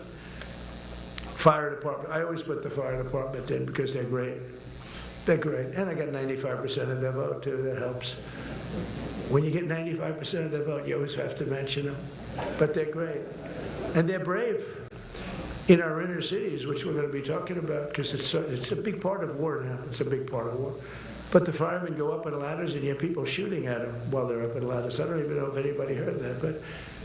And I said, don't talk about it much, but I think you have to. Our firemen are incredible. They're up in one of these ladders that goes way up to the sky, rescuing people, and you have animals shooting at them, shooting bullets at firemen that are way up in death territory. You fall off that ladder, it's over. It's over. They don't even have to inspect you when you hit the ground. And you have people shooting bullets at them in some of these inner cities. We're not going to let that happen. So I always mention the firemen because that's actually a big problem we have. They're unbelievable. Like you, they're unbelievable people. For the first time on record in 2025, the Navy, Air Force, and Space Force all met or surpassed their recruiting goals 3 months early. That never happened before. And the Army did even better. Congratulations, Army. They met everything. And these were the highest standards because we're making it larger. So these were much higher standards than you had 4 years ago, 3 years ago, during the Sleepy Joe Biden era. And the Army did it 4 months early. And you remember, a year and a half ago, they said the big story is that we're way behind with the Army, Air Force, the Navy, the Marines. We're way behind, Coast Guard. And even Space Force. I love Space Force because that was my creation. You know, when you create something, I love it. And the people we put in there were good. I got that right. We put in great people initially, and we've really dominated. We really dominate in that sphere now. We're way behind China and Russia, and now we dominate. Space Force turned out to be a very important thing. I said from the beginning, you know, when Biden came into office, he wanted to terminate it. He said, and this thing called Space Force, so we could get rid of that. And he got hammered by the people in this room for even suggesting it, because it's very important, one of the most important. And as time goes by, it'll get more and more important. But we're now at 106% of our recruiting targets for the year, and that's the best in far more than a generation. And for the Marines, morale is so strong that the Marine Corps will meet its 2026 retention targets before the end of October, which never happens. And that's the earliest it's ever happened in the history of our country. And it makes you feel good, you know. I felt. All right, folks, so that was a bit of the address from President Trump. Also, we know that Defense Secretary Pete Hegseth spoke at this rare meeting of military leaders from around the world in Quantico, Virginia today, discussing some changes to military policies, including some new directives for troops to include gender neutral or what they called male level standards for physical fitness. And also the president talking about using the nation's, in his words, most dangerous cities as training grounds for the military. You can learn more about this address on our website, WCNC.com. We have a full article with a breakdown of the announcement today. With that, we're going to take a quick break. We'll be back in 2 minutes, folks, talking about the impending government shutdown. We're going to have an expert weigh in on the dialogue that's underway as we speak in Congress.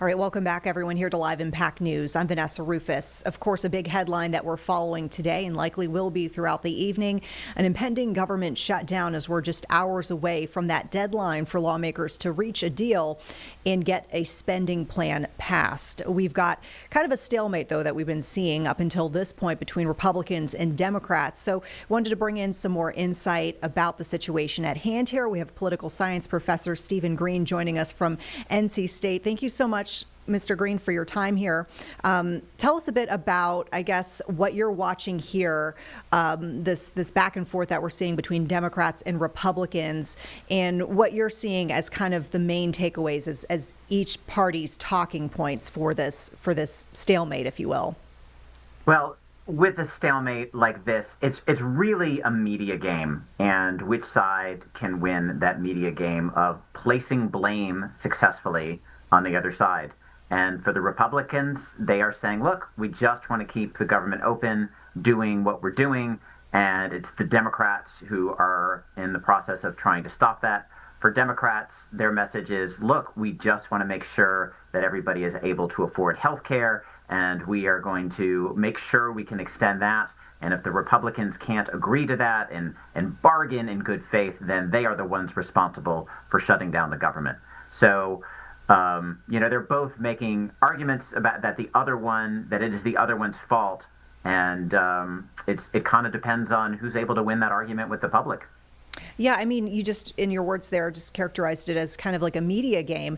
And I mean, the way that we're seeing this trending, I mean, every single, indication, up until today, starting with that, meeting yesterday with the president and congressional leaders, Vice President J.D. Vance coming out of that saying it was pretty likely that a government shutdown would take place based on what he was seeing between the two parties.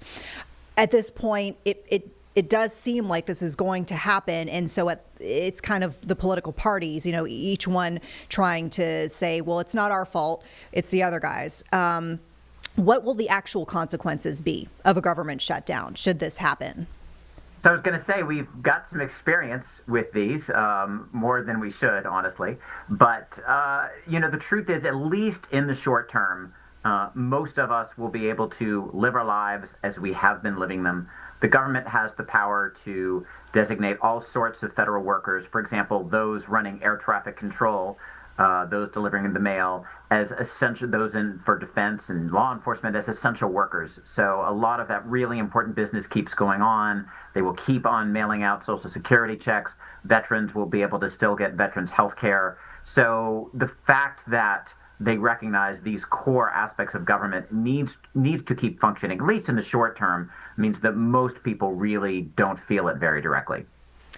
I mean, there are some elements, though, for folks, I guess, maybe to keep in mind the fact that it does sound like some people would be working without pay. And then there's the other looming narrative, which we've been hearing from the Trump administration, the fact that this could be used to enact layoffs. Right. What are you, I guess, kind of seeing on that storyline? So certainly, yeah. And I should have mentioned that a lot of federal workers, some will be furloughed, others will not get their pay and be expected to work. It's just that's, to be fair, a fairly small portion of the public. Whether Donald Trump uses this as an excuse to fire federal workers, it's kind of hard to see how that's the Democrats' fault. If Donald Trump says, I'm firing federal workers permanently, that's on Donald Trump and Republicans. I don't think that changes the larger political dynamic all that much. We've already seen months ago with DOJ that this administration is very willing to fire all sorts of federal workers. So, again, for those particular individuals, this could have a really big impact, but I'm not sure how genuinely related to the shutdown it actually is. I am, kind of curious to dig in on a point that you made just a few moments ago. I mean, you pointed out the fact that we've, at this point, had quite a bit of experience in recent history dealing with these stalemates, and we've had, in recent years, government shutdowns happen, and so we kind of know what that looks like in practice, and we also know what it looks like, as they try to bargain up to the very end and inevitably in some cases have passed a spending plan that's been pretty short term. How unusual is it to kind of see the can being kicked down the road? I would say so frequently within a certain period of time. Is that my computer doing that? I am so sorry. My computer just started making music. It's done. No worries. We're actually not hearing anything on our end. Okay, great. Something happened. I apologize. Okay. Anyway, No, please- we deal please with continue your technology question. in so many different ways, so we know how funky it can be. So no worries at all. I guess to kind of recap my question for you, I mean, we've had a lot of precedent seeing stalemates over government shutdowns, and actual shutdowns actually happen in recent years. You kind of made the point a few moments ago how we've been seeing this kind of maybe more than we should. I mean, what is what we're seeing right now, like how does that compare to how often we might see this, in an earlier period of time in American history? I mean, it speaks to how polarized we are right now, the inability of the parties to agree on some level on some of the most basic aspects of government. And we're just seeing them honestly play a game of chicken. And like I said, it's about who's going to be blamed more. And they're both, I think, willing to take a chance under the assumption that the other side will be blamed more. I was honestly just having a discussion with some colleagues earlier today in which we absolutely could not agree on which side would be blamed more, which I think means that both sides convince themselves the other side is going to be blamed. And then we'll just see what happens, how the media coverage evolves, what seems to happen in public opinion polling. But I think both sides feel like I think Republicans feel like they have the upper hand. And I think on some level, Democrats feel like they have to do this, that if they don't show some fight against the Trump administration, their base, who is already dissatisfied with them, will be just completely frustrated in ways that will harm them politically. Now, I mean, to dig into the Democrats' stance, because I think, we've heard this kind of come up before when the One Big Beautiful Bill was being discussed, the concept of health care. What is it specifically that they want? And if they get it, how impactful would that be potentially to Americans? Well, under the Biden, so a lot of people buy their healthcare insurance on these healthcare marketplaces, the so-called Obamacare plans. And to help people be able to afford that, the government offers subsidies to do that. And under the Biden administration, the extent of those subsidies, the dollar value of those subsidies was increased to make healthcare literally more affordable for millions of Americans. And the Trump administration has proposed getting rid of that, those extended subsidies, so that healthcare becomes dramatically more expensive for lots of people starting next year. And so Democrats feel like healthcare is very much a winning issue for them in the court of public opinion. Again, especially on a situation where you will see people almost surely lose their healthcare coverage because they simply won't be able to afford it anymore. So they feel like this is a good ground for them to kind of stake their claim against the Trump administration. Yeah, and I mean, it seems like conversely, the Republicans are saying, this is our plan we put forward. Let's do the negotiations, during the period when the spending plan is enacted and over the course of several weeks until the spending plan would eventually run out. But it seems like they want to try to do negotiations when the situation isn't as pressurized, I guess, right? Right. And I think the Democrats are saying, no, let's settle this now, right? Like for their position, I think they feel like they probably have more leverage right now than just kicking the can down the road another month or whatever proposal the Republicans might have. So it's really both sides trying to maximize whatever leverage they have in this conflict. Now, this next question is kind of admittedly a super niche question, but of course here in the Carolinas, it's pretty important considering we just discussed the 1-year anniversary of Helene and how we've got Western North Carolina that's just now finally starting to bounce back. They want folks to come up for the fall season, which is supposed to be, of course, their big tourism spot. And we know that parks, national parks, the Blue Ridge Parkway itself is a big element of that. Is the potential there for those parks or even the parkway to close down under a government shutdown there?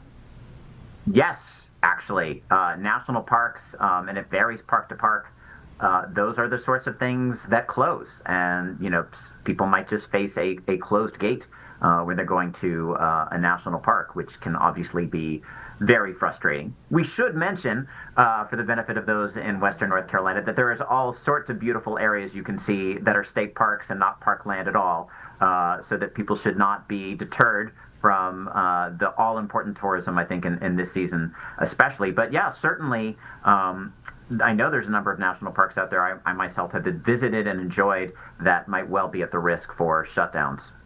Yeah. It's an interesting element. I don't know if folks have maybe thought about too much until just now as we've been discussing this, with the exception, of course, the folks who are, directly staking their livelihoods on these parks. I'm sure the ones in Western North Carolina, have been thinking about it.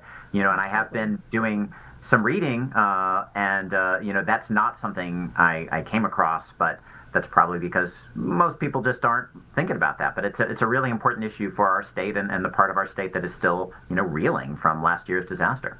Yeah. Well, we just have a couple moments left here on Live Impact. Is there anything you'd like to leave our viewers with before we wrap things up? And of course, start watching the clock and start watching what goes on in Congress tonight. Yeah, no, I mean, hope that this gets resolved. I mean, it's always better not to have our government shut down than otherwise. But for most viewers who do not directly depend on the federal government for their income, it's probably going to be okay. But if this does get drawn out, that it could really start to have some negative impacts affecting almost all of us. Yeah. All right. Stephen Green, thank you so much for your time. We really appreciate and enjoyed your insights. And of course, folks at home watching here, we'll keep an eye on the clock. Shutdown potentially coming in 8 hours, 1 minute, and 31 seconds.